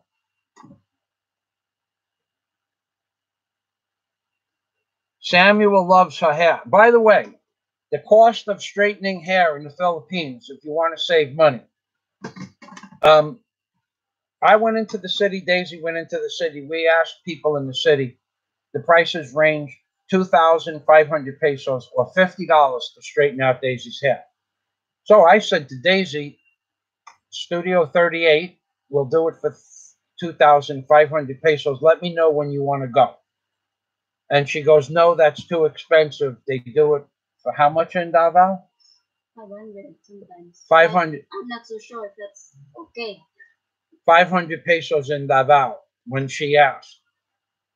So I said, well, we're not in Davao. If you want to go get your hair done, get it. No, she goes, we'll look online, which was a good idea. Daisy has some really good ideas when it comes to saving money. So we did. We put in beauty salons, Bohol, and we came up with 30 hits on the map, on the extended map. And Daisy called up some places and she got prices. What did you 900 from 900 pesos to upwards? 900 pesos on one block, 1,000 on another, 1,500 on another. So I said, well, you're going to go to pick up vegetables. Go see the salons and pick one. And then next week, which was last week, next week we'll go to a salon of your choice. You pick the man, you talk to the man, you make sure the man has the license, yeah? And he did. And the man's name was Cherry Pie. And I'm not kidding. And Cherry Pie, that goes, my name is Cherry Pie. No. When we was swishing back and forth, and I was watching them, and I'm going, I have it on video. We'll post it. It's only cell phone video. But we have real video of that, yeah? Yeah. My name is Cherry Pie. Ooh. So, but you know what? I watched Cherry operate his hair skills on a woman with makeup. Before Daisy was in the salon, but she hadn't started work sitting down with the chemicals yet. And the man said it was going to be a 4-hour process. So I looked around, I looked on his shelves, he has supplies. I looked at his equipment, he has equipment, hair blower, different brushes, different types of blowers, including the big blower you put on your head. His store was air conditioned and it was cool and it was relatively clean inside, considering it's a one man operation. But by the way, if you ever go to Pat's Beauty Salon and you say I like the way you work, sir, don't do that. Not you'll just say what's guapa. Just say guapa. You're very guapa, Cherry Pie, because that will get you much further than when I said that. Look at, I have to give this man credit. Look at all these supplies and viewed around. When I panned off of him, he looked at me like I'm not a man. I'm a woman. I'm a lady. And yeah, did he? And and that's fine. That's okay because I looked at the way his skill set, and his skill set was excellent. I know beauticians and skill sets. This man handled people's hair so where it wasn't getting tangled up. He had all the. I dated a woman, Dawn, on her own for 6 years. She owned her own beauty salon. And my first girlfriend, Terry, was a beautician. So I spent 9 years in beauty parlors watching people work. So Cherry Pie was an excellent beautician. He was he had a licensed business with air conditioning, and he was charging less money than anybody else. And his final product was as good as any hair straightening that I've ever seen. And he did it in a professional manner. He didn't tangle a hair. He was I got it. He was I didn't I got some of this with the fingers going through the hair and flipping it over like this and parrying it back and forth. And I was going, this guy is really good at what he does. And he was. So 900 pesos. So if you shop around in the Philippines, you can get a good deal. But Daisy did the shopping. For me, 2,500 pesos, if that's what she wants, then that's what she can have. But she decided to go shopping, not me. I didn't see. Did I tell you to try to get a better price? No, you did not. Because that's what she wanted. And that's what it cost, as far as I knew from my experience. But Daisy is, by all definition, a good woman. Thank you.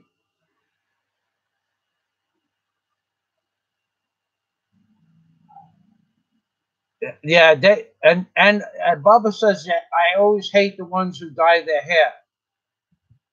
Okay, wait, I don't know. Maybe I missed some comments. But Daisy didn't want to have a hair dye. I think he's talking about cherry pie. Okay, so Color my hair.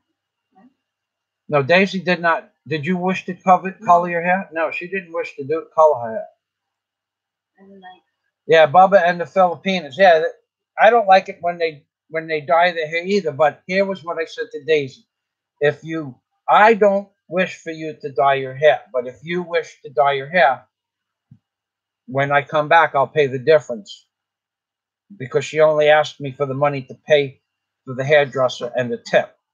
I said, but if you change your mind while I go take a walk around the city there, because I haven't been there in a while, then you get your hair dyed. But she didn't want a hair dye. But I think he's talking about cherry pie dyeing their hair. And they have the little plastic thing that they put in their hair to hold back their hair even if they have no hair. Cherry pie. My name is Cherry Pie. Randy Berquist. Love is blind. You got that right. Daisy's hair looks very nice, like the song. Well, she's a good-hearted woman in love with a good-hearted man. Thank you, Scott. Daisy, show them your hair. Come here. Thank you very much. Show them yeah, like that. Look how straight it. I'm going to put the light on it so you guys can see. 900 pesos, which is the equivalent of about $18. Okay. Look at this. It's amazingly straight. It's absolutely, I did not know, I didn't know from Adam about hair straightening. I looked at girls in the Philippines and said, their hair looks very different. And Daisy said, yeah, it's been straightened out. Never, this was a long time ago. I didn't really remember much about, well, Dawn is back in the 1981 to 86 era, and Terry was 73 to 75, so I don't remember the hair straightening out process. But I do remember that tool they used, but only seeing it on the shelf, because a lot of people don't do that. So Scott says, her hair looks very nice. Thank you, Scott. Scott, that's a good one. A good song, Samuel says, have some work to do. Take care, everyone. Bubba and the Filipinos. All right, take care, Bubba. Gacus, Scott Del Fuego. Scott is learning the language. Scott, if you remind me, well, there's an online dictionary, Visaya to English, English to Visaya. I don't have it up on my screen, but if you need it, I would just say look up Visaya to. It helps when you're dating online if you can say a few words. You're never going to understand what they say if they talk to you in your language. But if you understand a few words, it will cut down on the nonsense because they'll say, oh, this guy's serious. He's coming to the Philippines. I can't lie to him so much as I lied to Michael Fazio, who was still in America, talking about coming to the Philippines and didn't understand any words. That's a no-no. So understanding a few words is good. Steve, going on, moving on, Havoc Master. Stay,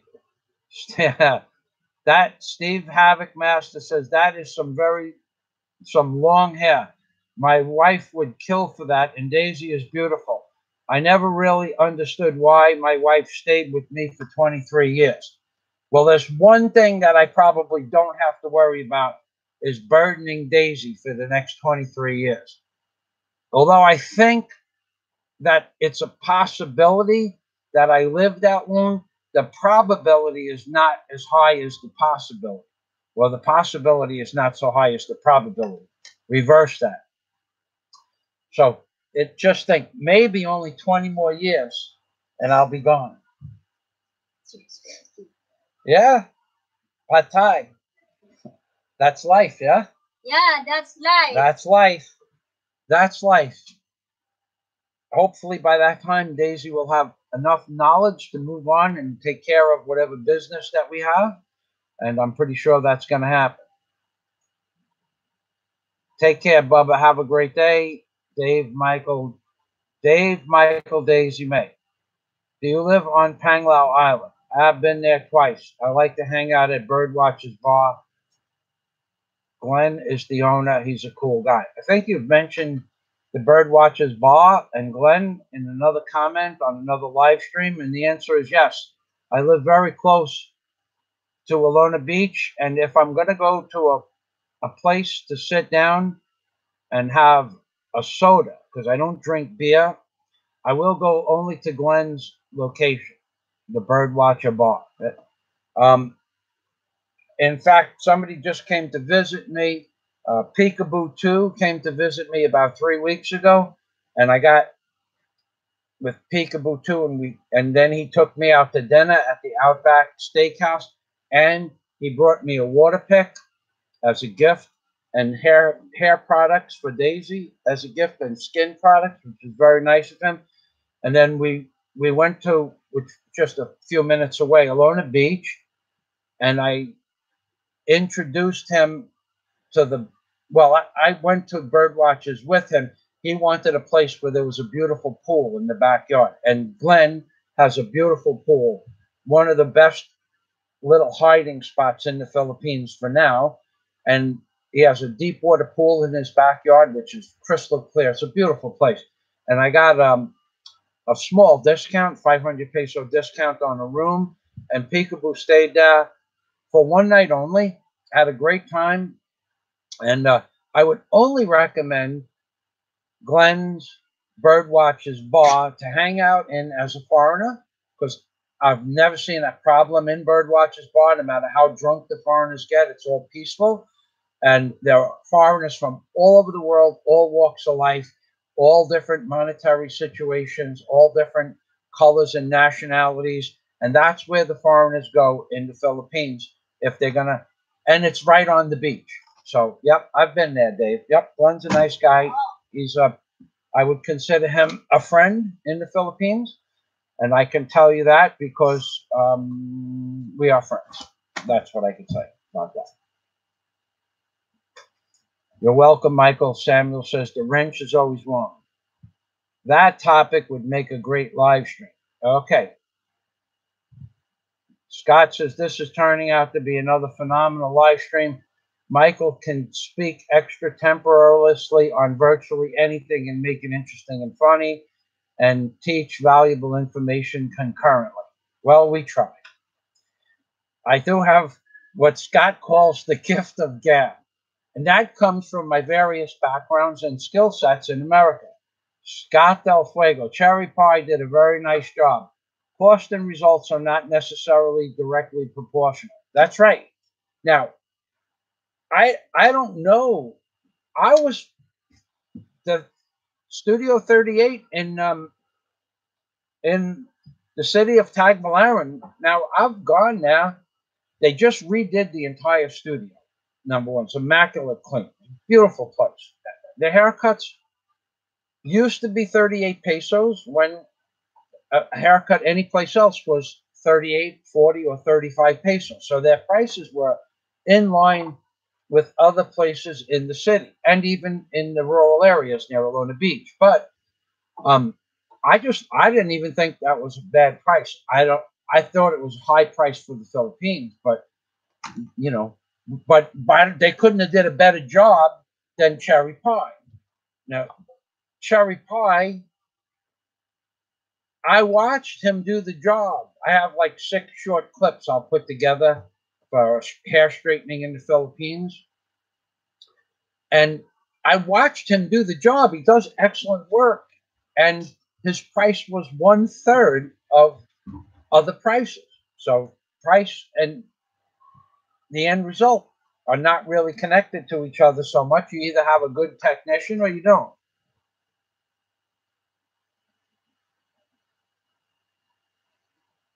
You're right. Not 23, but 58 years.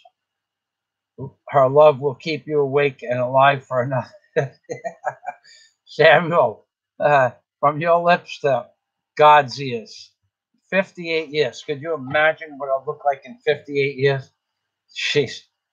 God, it's the hardest thing I ever did was get old. Nobody talks about it.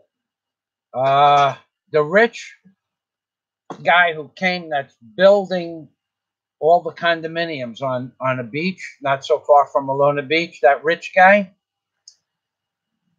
He came to visit me because he likes my attitude because he's from New York. But him and I had a real conversation about getting old. And he looked at me and says, when you look at something, you don't see it any different than you did 40 years ago. In other words, if I look at a 20-year-old woman, we still think that's a beautiful 20-year-old woman or 25-year-old woman or 30-year-old woman.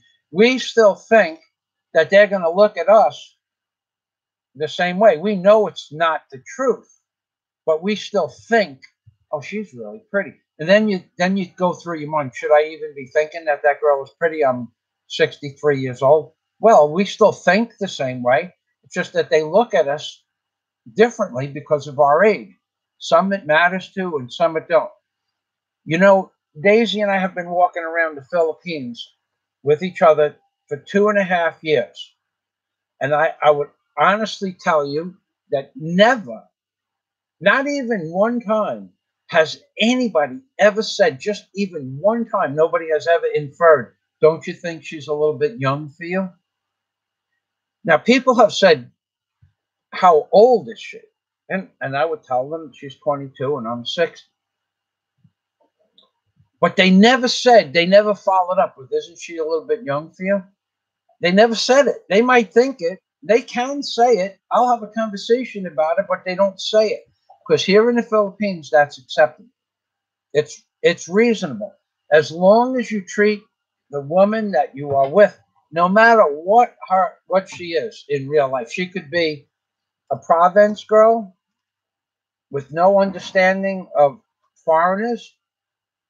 If you talk nice to them and you treat them well with some, take them out for a lunch or a dinner, you buy their family some foods because that's reasonable to spend $10, $15 on foods for their family. If you go meet the girl, you don't have to have a sexual relationship with her, and you're probably not.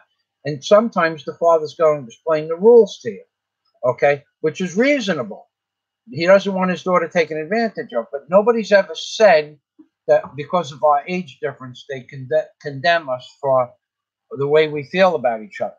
So when Scott comes here, I tell other people in another live stream, the way I even met Daisy is my landlord, who's a Filipino, said, you're having problems meeting women because the women that you're meeting are too old. And the women I was meeting were 30 years old. She was, that's too old.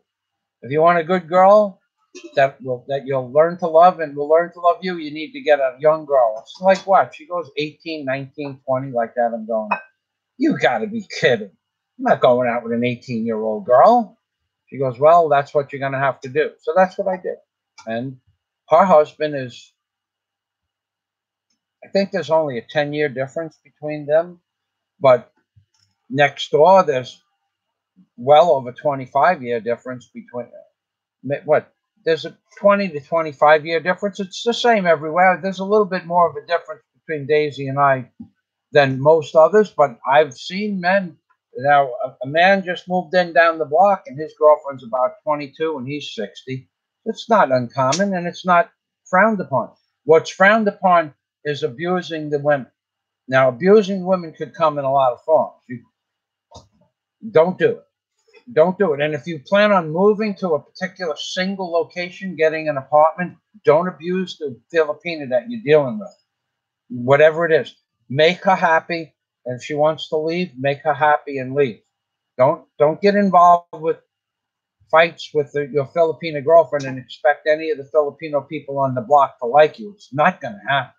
And what I will tell you is when I first moved here, many of the Filipino people on the block, mostly men, would challenge me and say, Mike, come here, like that, like they're going to tell you want to meet a pak, nice pak? And I would say, no, I don't want that. No, really, only 700 pesos. This is the tricycle driver that drives you home. This is the hobble driver, the motorcycle drives you home. This is your neighbor that you buy fish from. This is your neighbor that you buy cigarettes or beer from. They will ask you, you want to meet a nice girl? Now, they will even provide you with a nice girl, especially hobble drivers and tricycle drivers. If you want a pop or a girl, Daisy, close the door, please. Okay, thank you. If you want a pop, which, you know, to pay a woman for a sexual relationship, the doorman at the hotel you're staying, or the people that are working at the counter. Don't don't make any misunderstanding. It's okay to do that here. People don't frown on it so much, but they frown on you abusing the woman in any way, shape, or form. If a girl is making money for her family and they consider this a job, and you abuse her, hit her, drug her, gang rape her, you can expect nothing but trouble. But the people on your block will test you to find out. So for me, I had no use for a prostitute. So when people approach me with that, I don't want that. No. I not here in the city. I'll bring you to a place in the city. So they wanted 700 pesos to bring me to a place in the city, plus 300 pesos for the motorcycle ride into the city, which the average motorcycle ride only cost 100 pesos 4 years ago. So until they knew who I was and I wasn't going after that type of thing, they would, many people, even, I have to tell you, they try to entice you into situations you don't want to be in. So they find out what kind of foreigner you are, and that sticks with you forever. Don't make any mistake where somebody comes up and says, shh, come on over here. I'll bring you into the city to bring you to I know a pot for 700 pesos. And don't think that every single person in your community isn't going to know about that, because the first thing they're going to do when they get back is tell everybody that you went to get a pot. I don't have those problems.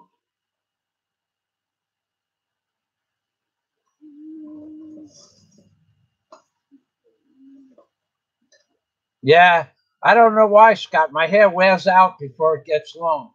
It doesn't get long anymore. This is it. I haven't cut my hair in 2 years, and this is all it will grow. It usually falls out or wears out somehow before it gets long. But as far as David Gilmour is concerned, he's the man. He is a good musician. Not as good as Roger Waters, but he is good.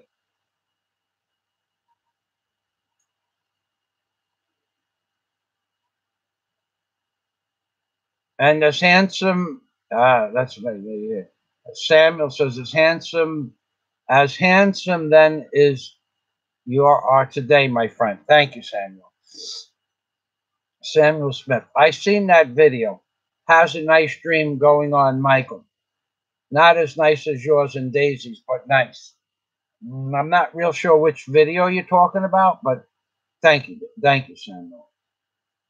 Okay. Now, we lost our place again. I saw, all right. Very nice job. Okay, Dave. I have been all over Southeast Asia and the Philippines and Thailand. I have been all over Southeast Asia, and Philippines and Thailand are my favorite places. You ever been to Thailand, Michael? No, I have never been to Thailand. I am retiring to Asia. The Philippines is my choice. Lovely people. I never, even one time ever, contemplated going to Thailand. What I read about Thailand before I moved to the Philippines was discouraging enough for me to never want to go to Thailand. Apparently, Thailand, and I've already told this story many times, Thailand has the best doctors to transform a man into a ladyboy. Yeah? So, and that some of these transformations between feminine men or men into ladyboys in Thailand are such good surgical procedures that you can't tell the difference. That was enough for me to avoid Thailand off my list altogether. And then I was at a party. The short story is I was at a party. Some guy said, "Did I ever visit Thailand?" I said, "No." He said, "You should go there and experience Thailand." I said, "I have a beautiful girlfriend with me. What should I do with her?" He said, "Leave her here for a few minutes and go experience Thailand." I said, "Why would I want to do that?" He goes, "So you can experience ladyboys." At that point, I stood up and walked, shut the music off. I asked everybody else at the party, "Do anybody else have a problem with so and so asking me if I should go to Thailand to experience ladyboys?" And their idiot comments back were, "Well, if you want to go to Thailand and experience ladyboys, that's up to you." And I'm going, "No, you didn't hear the question," but loud and very vehemently. I didn't say I wanted to go to Thailand. I said, "Does anybody have a problem with him telling me to go to Thailand?" And none of them had a problem with that. And I stood up and walked away from the party, never talked to any of them again. I had to talk to one of them for business purposes. But other than that, that was it. That's enough to scare me enough from Thailand. So I think Philippines is your best choice. There's ladyboys, there's gays. From my experience online, if you ask somebody right away if they're a ladyboy or a gay, because you're talking to a computer screen, they always tell you right away they're a ladyboy or a gay. Only once I was fooled, and they were on their way to see me, but they never showed up on the boat they were supposed to arrive. And I was talking to the police at the dock. They were asking me why I was waiting around the dock for so long. And I told them I'm supposed to meet a girl. And then I got a text from the guy saying he was a ladyboy. Is that okay? I'll get on the next boat. And I showed it to the police I was standing next to at the dock. I have that video on YouTube somewhere. I have to find it. But they all laughed and we all laughed. And I sent back a message saying, "No, I'm going to go home." And the ladyboy said, "Okay, sorry it didn't work out." Well, I had to go to the city anyway to buy vegetables, so it wasn't a total loss. Dave, maybe we will be neighbors. If you move someplace near along the beach and you have the money to pay the rent, that might happen, Dave. Bubba in the Philippines. He's back. He didn't go to sleep. Canny Ford. Canny Ford is another member of my Patreon account. How old is Daisy, if that's okay? Daisy on January 6th? 5th. Fifth, what? 5th. 5th. Well, on January 6th, she was officially 24. 5. 25. That's not. Never forget. I know. I met her. I know all the dates. I met her on January 21st. On April 21st, we met. She was born on January 5th, 1990, and she's 24. 1994. 24. She's 24 years. You're 25 years old? Yeah. Are you serious? Next year.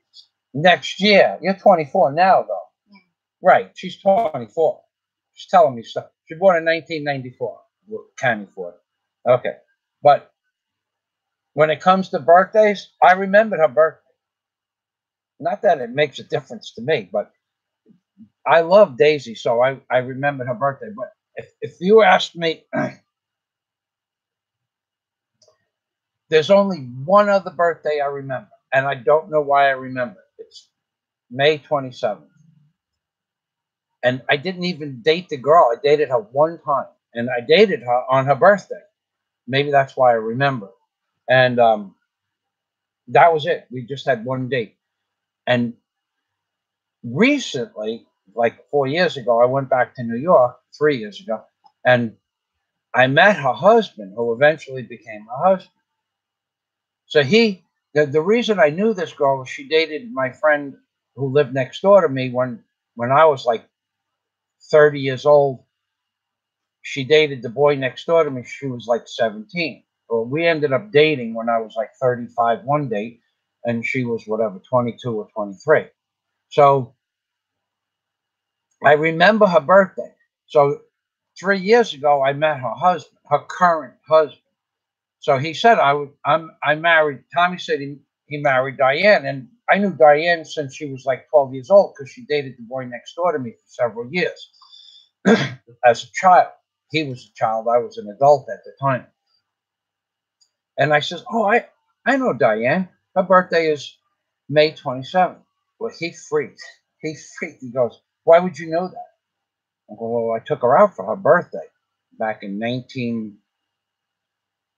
had to be 1989. Couldn't have been much earlier or later than that. Oh, was he upset that I remembered her birthday? So it's the only birthday I remember except Daisy's. And he got upset. He thought the jealousy thing, the thing about this and that and all that other nonsense. It's all water under the bridge. So Daisy's 24.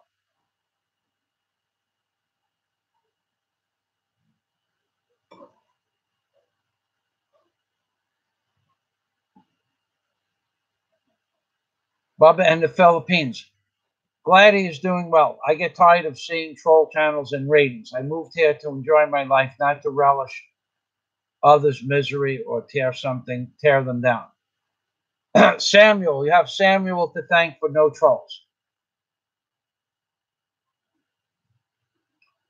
Yeah, Scott. That's like a distinct possibility. Pissing off your neighbors here. I have an understanding with my neighbors. Okay, I get along. There is nobody else, no vlogger in the Philippines, nobody on YouTube, nobody that lives in the Philippines that I have ever seen make a video that could walk around his local neighborhood within 5 kilometers and have several hundred people in one day say hello.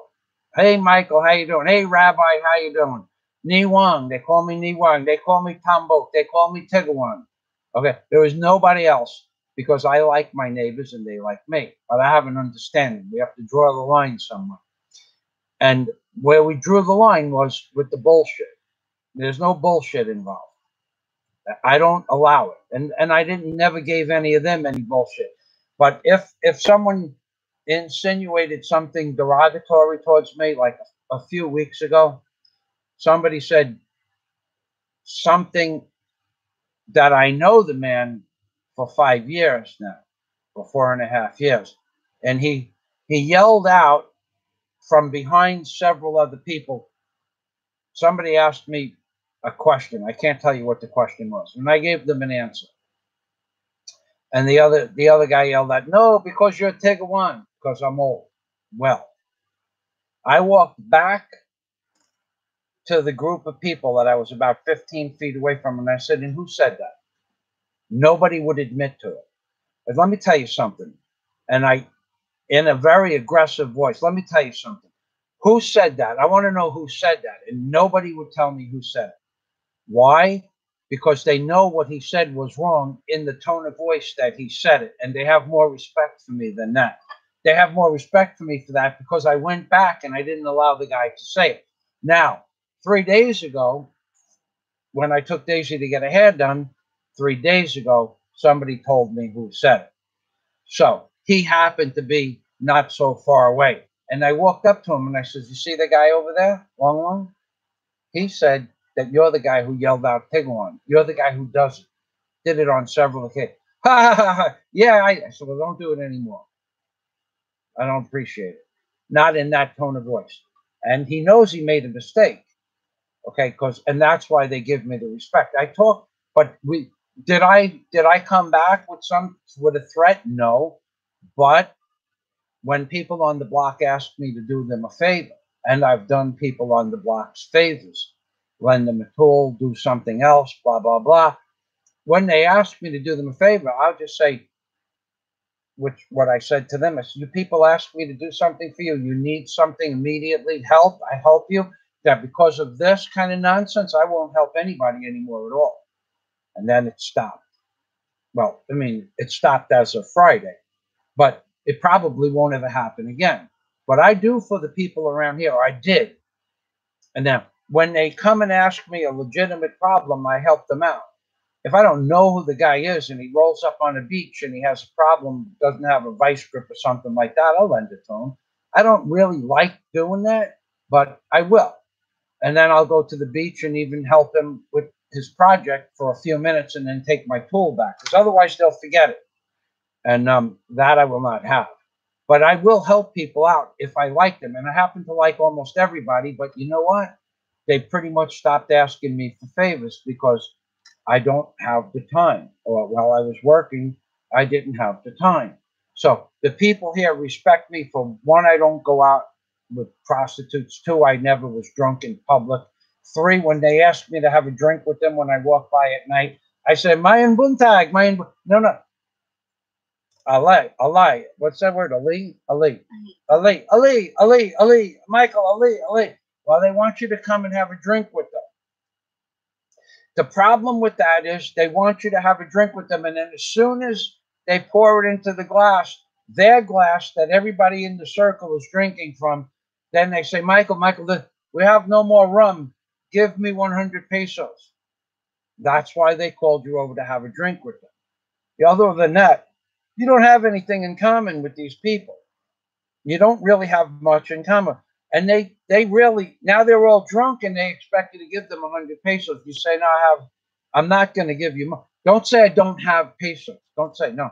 Tell them if they want pesos to go get a job or work. You don't work. You don't work all day. You don't work, but you're drinking now and smoking cigarettes. You need some trabajo. You need a job. You need trabajo. You need a job. You need to get some trabajo. You need to get a job. They respect that more than saying, I don't have any pesos, because they know that's a lie. So now you're insulting them by telling them they don't have any money. They know damn well I have 100 pesos in my pocket, but I'm not going to give it to them. There you go. Philippines is a strange place to live. Now, I'm not going to give it to them for alcohol and cigarettes. I'm certainly not going to give them 100 pesos because they come over.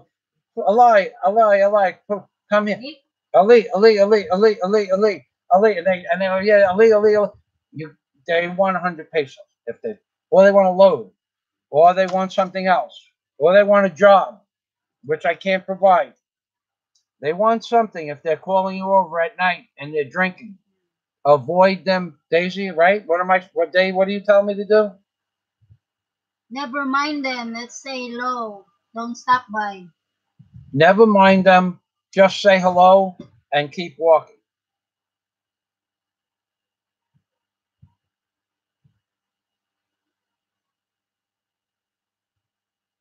Okay. Samuel has the wrench. That's right.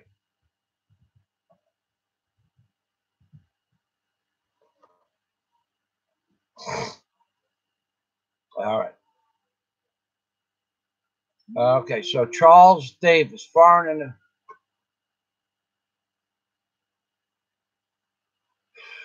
we're not talking about that channel. So Charles, if that's not your last comment, I'll just block you. I know that what you're saying is the truth, but we're not talking about other people's channel today. We're talking about other situations.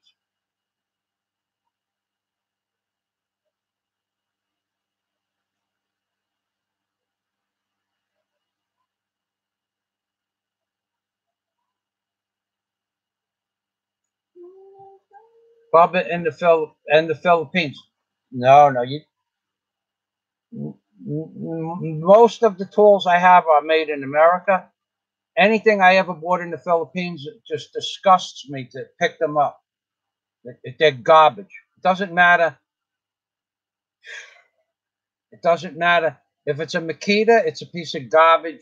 Third rate, third quality, fourth quality reject Makita. If it's a Milwaukee grinder, I have a Milwaukee angle grinder. The copper in the cord is so thin and such poor quality that where you wrap the cord around the back of the tool, even if it's a big loop, because I have tape on it, I've replaced where it bends 6, 7, 8 times in 2 years. The tools here are garbage. Bring your own tools. Pay the extra money. For a balikbayan box from some places, $60, and they'll allow you to put 1 or 2 small hand tools in the box. But if you want to just ship 2 boxes of tools over to the Philippines, There's another place that charges you $175. That was 2 years ago, 3 years ago. $175. You put all the tools you want in the box. That covers the cost of tax on the tools. Bring your own tools. Don't buy anything in the Philippines. Everything is made out of garbage here.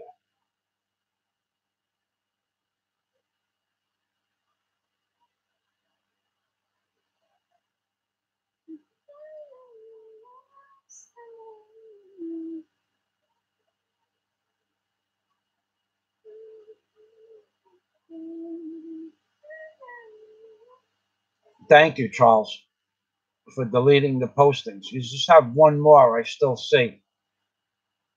I'm not this is not I'm not allowing I'm not allowing comments to to to give benefits to anybody's channel or take benefits away from anybody else's channel. I do that myself, and I do it within the boundaries. Okay? But thanks for taking down your comment. Filipinos, you can give them a 10-inch compound miter they did next door, and they used the 10-inch compound miter to place the board on to cut with a handsaw. They used it for a backstop. Brand new miter. Never heard it on. Never. They don't use many power tools. They use power planers, yes, but a skill saw, no. Drills, yes, but a table saw, no. No band saws. If you go to a machine shop, you'll see a band saw. Okay.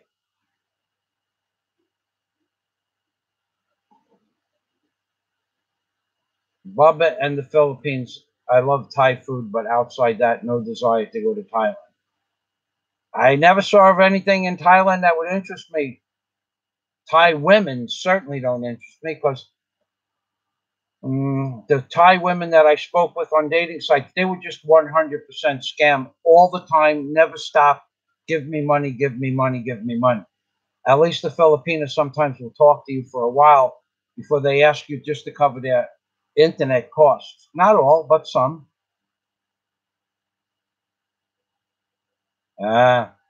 Yeah, Scott, that's my that's my opinion as well. Paint 1,000 pictures and nobody calls you an artist. But one lady boy, and your career as a man is over.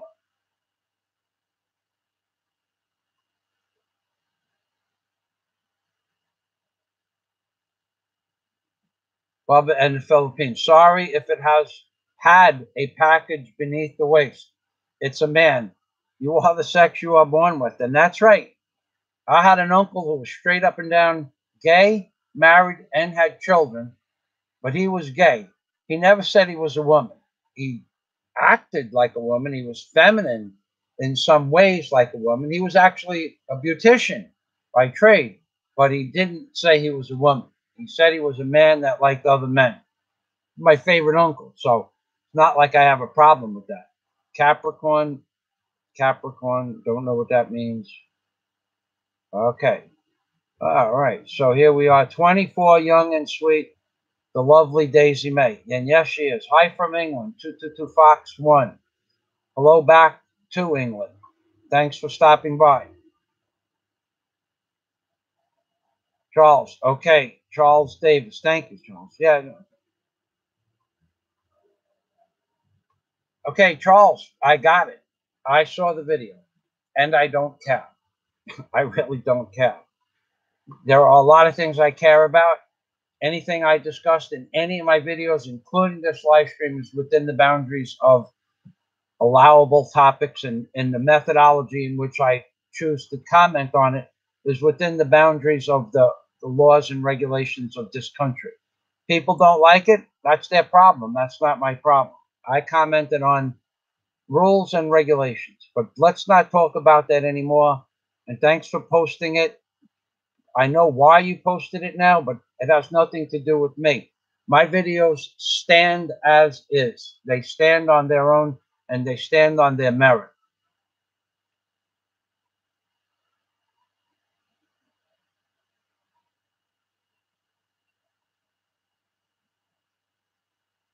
Yeah, the Scott's relaying people that are drinking, gathered around in a circle drinking, that no matter where they are belligerent or act aggressive, and you don't need to be involved with that. I made that mistake one time and have it. No, I didn't have the drink with them because I'm not drinking out of that damn glass that 25 people, but they kind of surround you. And they all want something. Oh, come on, we only have a half a bottle, and look at all the people here. Just give me 100. No, I'm not going to give you 100 pesos. That's the equivalent to 2 or 3 hours work for some of these men. Why would I do that? They're not my family. I tell them, you see that girl over there? That girl Daisy? She gets the pasalubong, which is the free stuff. Puff. And actually, since I've been with Daisy, I use that in a truthful fashion. If I decide to give something to somebody, it's to Daisy's family, and it's not much. That was our original agreement. When the time comes and the hotel is done, I'm going to have whatever members of our family wish to come here, they're going to stay here and live in the hotel, and they'll take care of the hotel. That'll be the staff, and Daisy will be reunited with her family. But in between, typically, Daisy just requests that I only give her mother or father or somebody a very small amount of pesos for their birthday or Christmas. I don't agree with it. Sometimes I agree to it, but I don't agree with it. I give her the money, she sends the money. I tell her you can send this much, and if she sends less, then that's not my problem.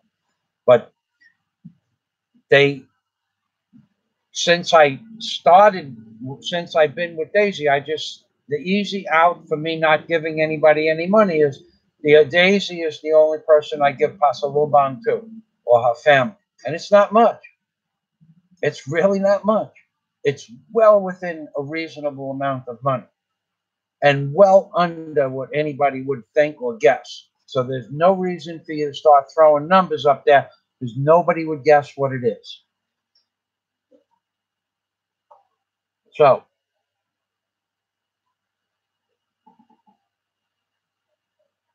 Samuel, thank you. I understand your point of view. Yep, that's okay. Scott, you know Scott. Scott is our friend and always will be. So, yeah, Scott's okay. And if he, you know, one thing that I did learn from watching another blogger's videos, but not from another blogger. I was in the immigration office. It was just confirmed by watching another video. I forgot who it was, but in the immigration office, where you used to be able to smoke outside the office, you still can smoke outside the office. No one says anything, but you're not supposed to smoke in a public building. But the building is a private building with a public office. But they have like 4 pages, about an 8.5 by 11, of new rules on the immigration office. I suggest you read them. But one of them is cursing. It doesn't say cursing at the immigration officer. It just says cursing is not allowed, and you can be blacklisted for cursing. Now they're trying to move that over into cursing in schools and public venues, like at a municipality office or the mayor's office. Not allowed to curse in public. It's frowned upon. People do it, but I tried to stop, and I tried to trying to keep it off my channel as well. And I pretty much do, but some people have some comments where they put curse words in it. Usually they're cursing at me, which means they're a troll. And I let that comment stay to show other people what pieces of garbage we have to deal with as Philippines bloggers. So cursing is kind of, but Scott, to have one curse word, Samuel, that's you should praise Scott that there was only one. Way to go, Scott.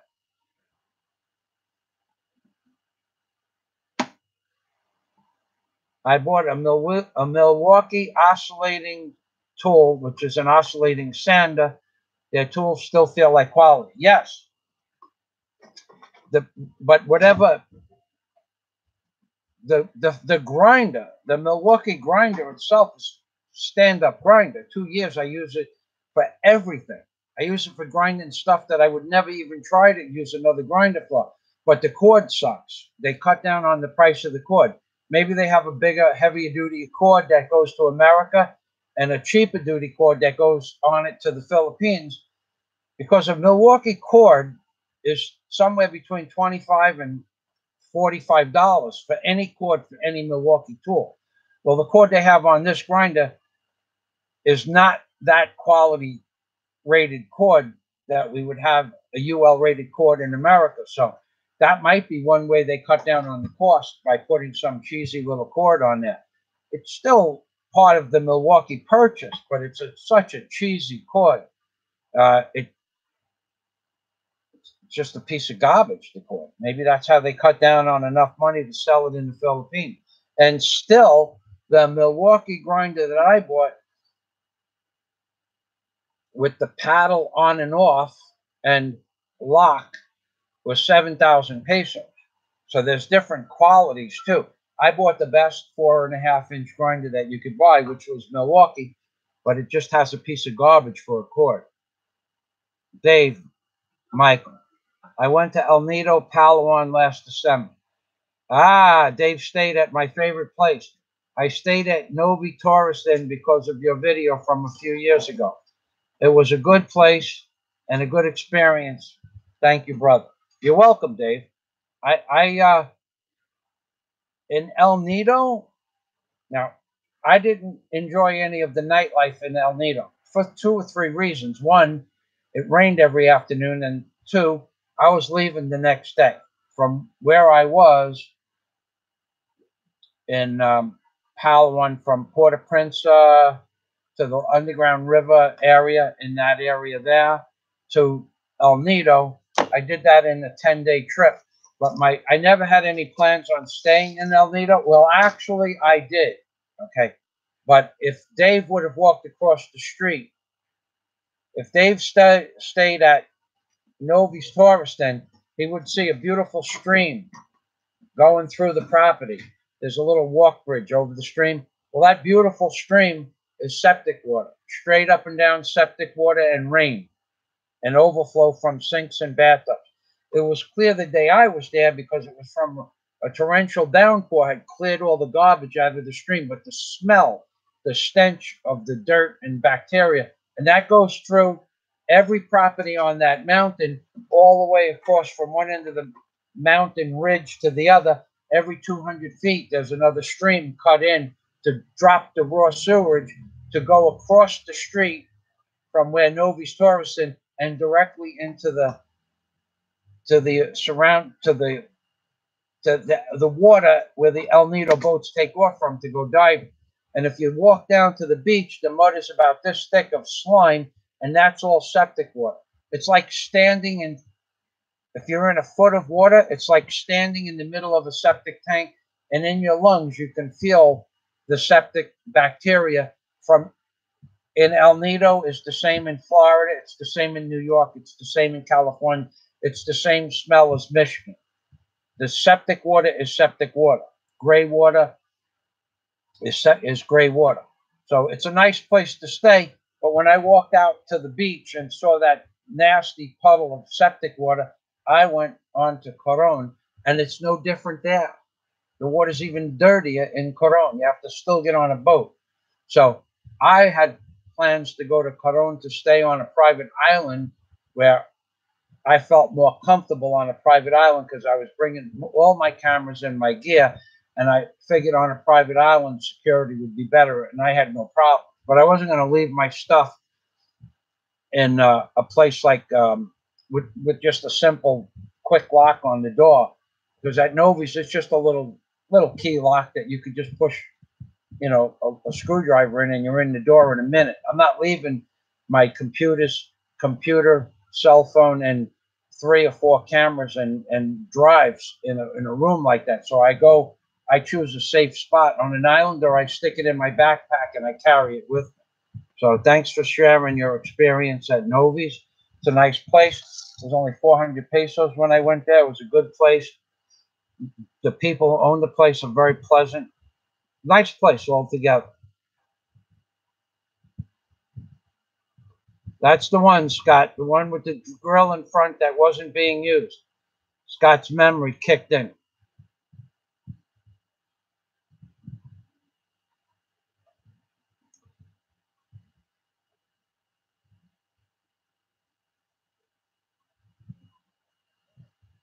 Scott says, I think maybe those shipped to the U.S. are better.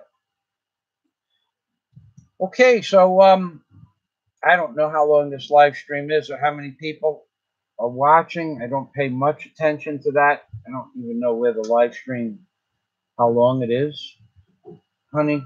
We're gonna say goodbye. It's 12:30 here, 12:25, and would you come over and say goodbye, please? Can you do that? Are you too tired? Daisy's been sleeping a lot lately, and yes, guapa, guapa, angugma botat. Love is blind. All right, ladies and gentlemen, Scott, thanks for stopping by. Canny Ford, thank you for stopping by. Samuel, thank you for wielding the wrench. Dave, Charles, thank you for stopping by. Dave Michael, thank you for stopping by. Charles Davis, thank you for stopping by. 222 Fox 1, thank you for stopping by. I know that most of you people are already gone. For some reason, people feel it's important to get a thumbs up. I don't require you to give a thumbs up, and I don't care if you give a thumbs down. Google is going to limit this live stream and any other video I have ever made in the last month to a maximum of 600 views. That's what they're going to limit. They're going to limit. So thumbs up or thumbs down, share, not share, comments good, comments bad. Google has been suppressing my views because I speak what's on my mind. All right, so anybody else I wish to say hello to? Bubba in the Philippines, thank you for stopping by. Bubba and the Philippines. Steve, Havoc Master. Havoc Master, that's right. Steve, thank you for stopping by. My computer seems to be working. I just want to make one more note. I had a virus in my computer, or I had too many tabs open on the top of the computer screen. So I ran my virus protection program. What was happening, as I explained to Scott yesterday, originally periods were going across the screen. If I opened up a new window or a new tab, an endless series of periods would go across, so I couldn't input my analytics page or my video page. So I couldn't use that. And then sometimes it would happen instantly, and other times I would be typing something in, and 30 seconds later, the periods would start. Well, yesterday, the periods stopped, and the zeros, O's, started. They were actually zeros, not O's. They were elongated. So then I open up a new page, a new tab, and nothing would happen. And then all of a sudden, a minute later, while I'm typing, O's would start. Or if I open up my Word document for my GoPro, where we started with this, if I opened up my Word document, I would be typing in my whatever. I'm typing in information in my Word document for GoPro and making notes for a video or for whatever. And a minute or 2 minutes later, zeros just would start where I'm typing. There was no rhyme or reason. Scott said maybe it's a keyboard issue. So I changed out the keyboard and it worked for 10 minutes. And then it went from dots to zeros. So whatever's wrong with this computer, I did 2 full Microsoft Essential scans, and I refreshed the page several times, and I did 2 quick scans. And it seems to be working okay. So I couldn't even put in a telephone number on Skype. As soon as I put the first number, zeros just appeared. But it didn't happen every time on every page. So Skype could be online up on top for 10 or 15 minutes, and I go to retrieve a telephone number, and I go to put the number in to call Samuel, and then a zero start while I'm typing the number, and I can't call. So nothing personal, but I'm having trouble. I had trouble until I did the second full scan. Honey, you got what about my eyes? You forgot about my eyes. Yeah, baby, I'm Chinese. Michael is cute. I'm Chinese. Shashong. Shashong means good afternoon, yeah? I don't know. Shashong. Shashong. It's in a video, but that video is only going to be available to my people on Patreon.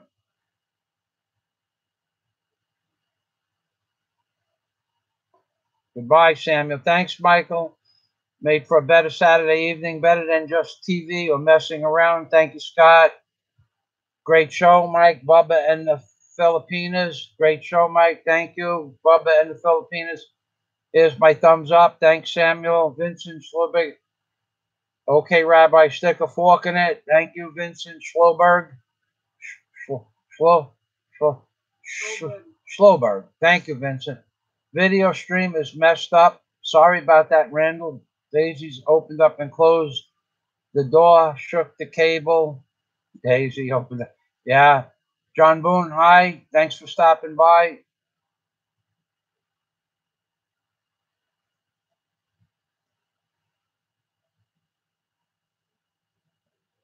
John Boone has a point about why the tools don't work so good in the Philippines, the electrical. But I don't have that problem, John. My tools, all the electric on my property is routed through a diamond 10,000 watt,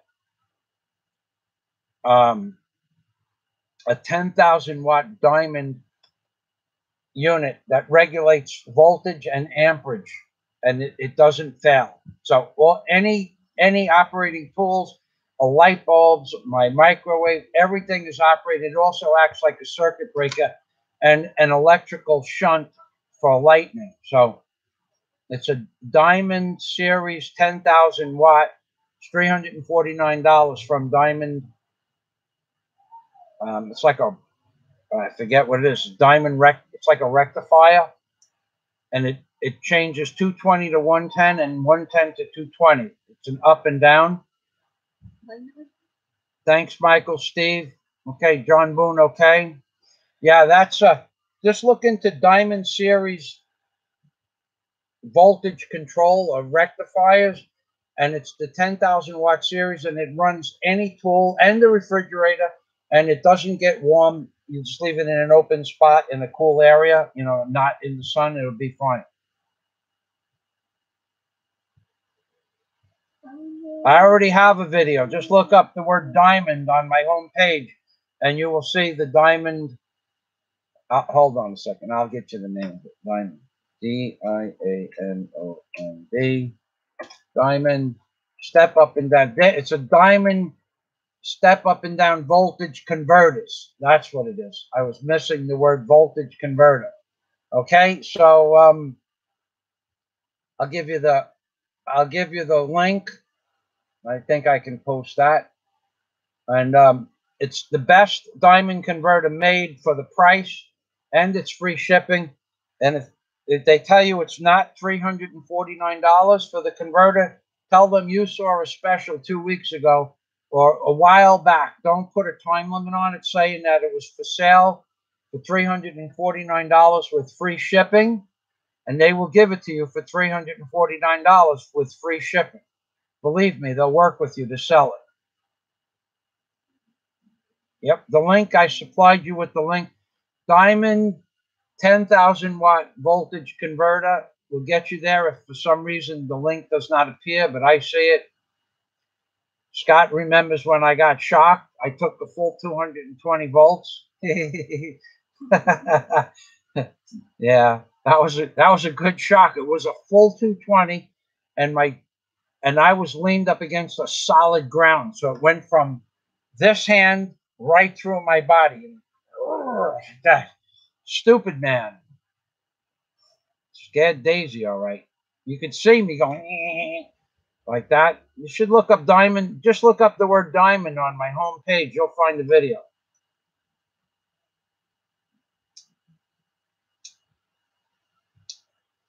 John Boone, the converter works in Europe, China, Japan, works in any country. Any voltage input at between 200 and 220 or 100 and 120, any voltage input is balanced out and converted into the proper voltage of 120 or 240 or 220. Anything is converted down to what it's supposed to be. There's a 220 outlet and a 110 outlet. So if 240 are coming in, it's brought down to 220. If 200's coming in, it's stepped up to 220. Thanks for watching my videos. God day to everybody from Michael Fazio and Busy me. in the Philippines, baby. Bye-bye.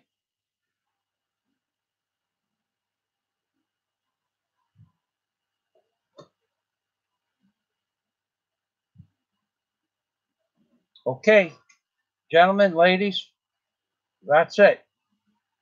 As someone said, we're going to stick a fork in it. Okay, so I'm going to close this window down until I'm not actually off live stream yet. I copy down the comments and I take a screenshot of the video itself. So I'm opening up a document that says Microsoft Word Office 210, 2010. I'm going to scroll down to the bottom of my document, and at the very bottom, what I did was I took a screenshot of Daisy and I saying goodbye, and now I'm going to post that screenshot, and each day I have something a little different about my facial feature, or Daisy's to one side of me or the other.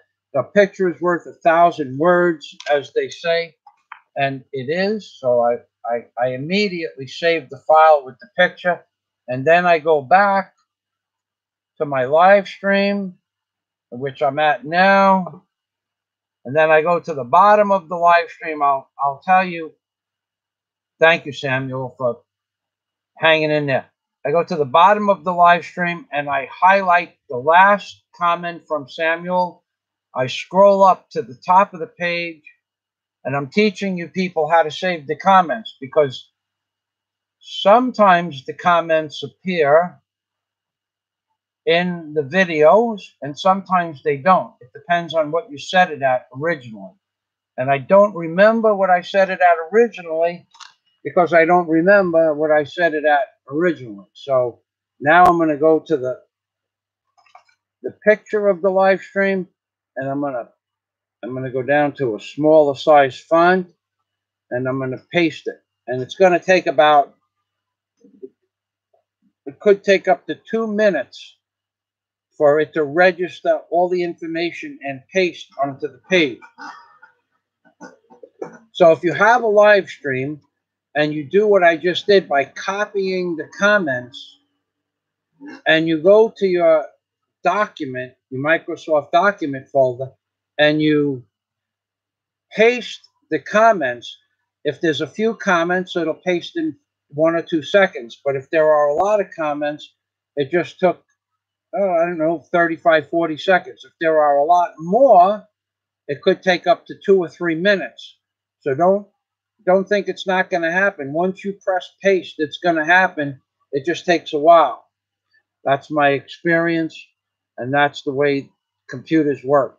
It's taking what is called metadata from behind, not just taking the comments. It's taking those little pictures, and it's taking metadata from the live stream and metadata from the people's pages. So thank you, Randy Berquist. Thumbs up. I'm going to shut it down now.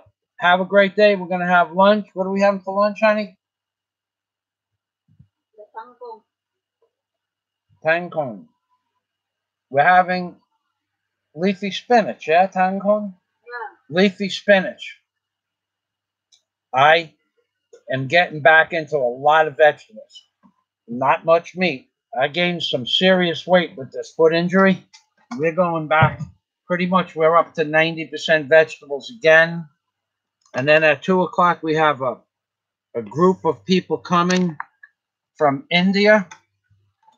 On Sundays, we have a barbecue. And those are only going to be available to my friends on my Patreon account. All right. Thank you very much, Samuel. I'm going to call you in about 5 minutes. I'm going to say goodbye.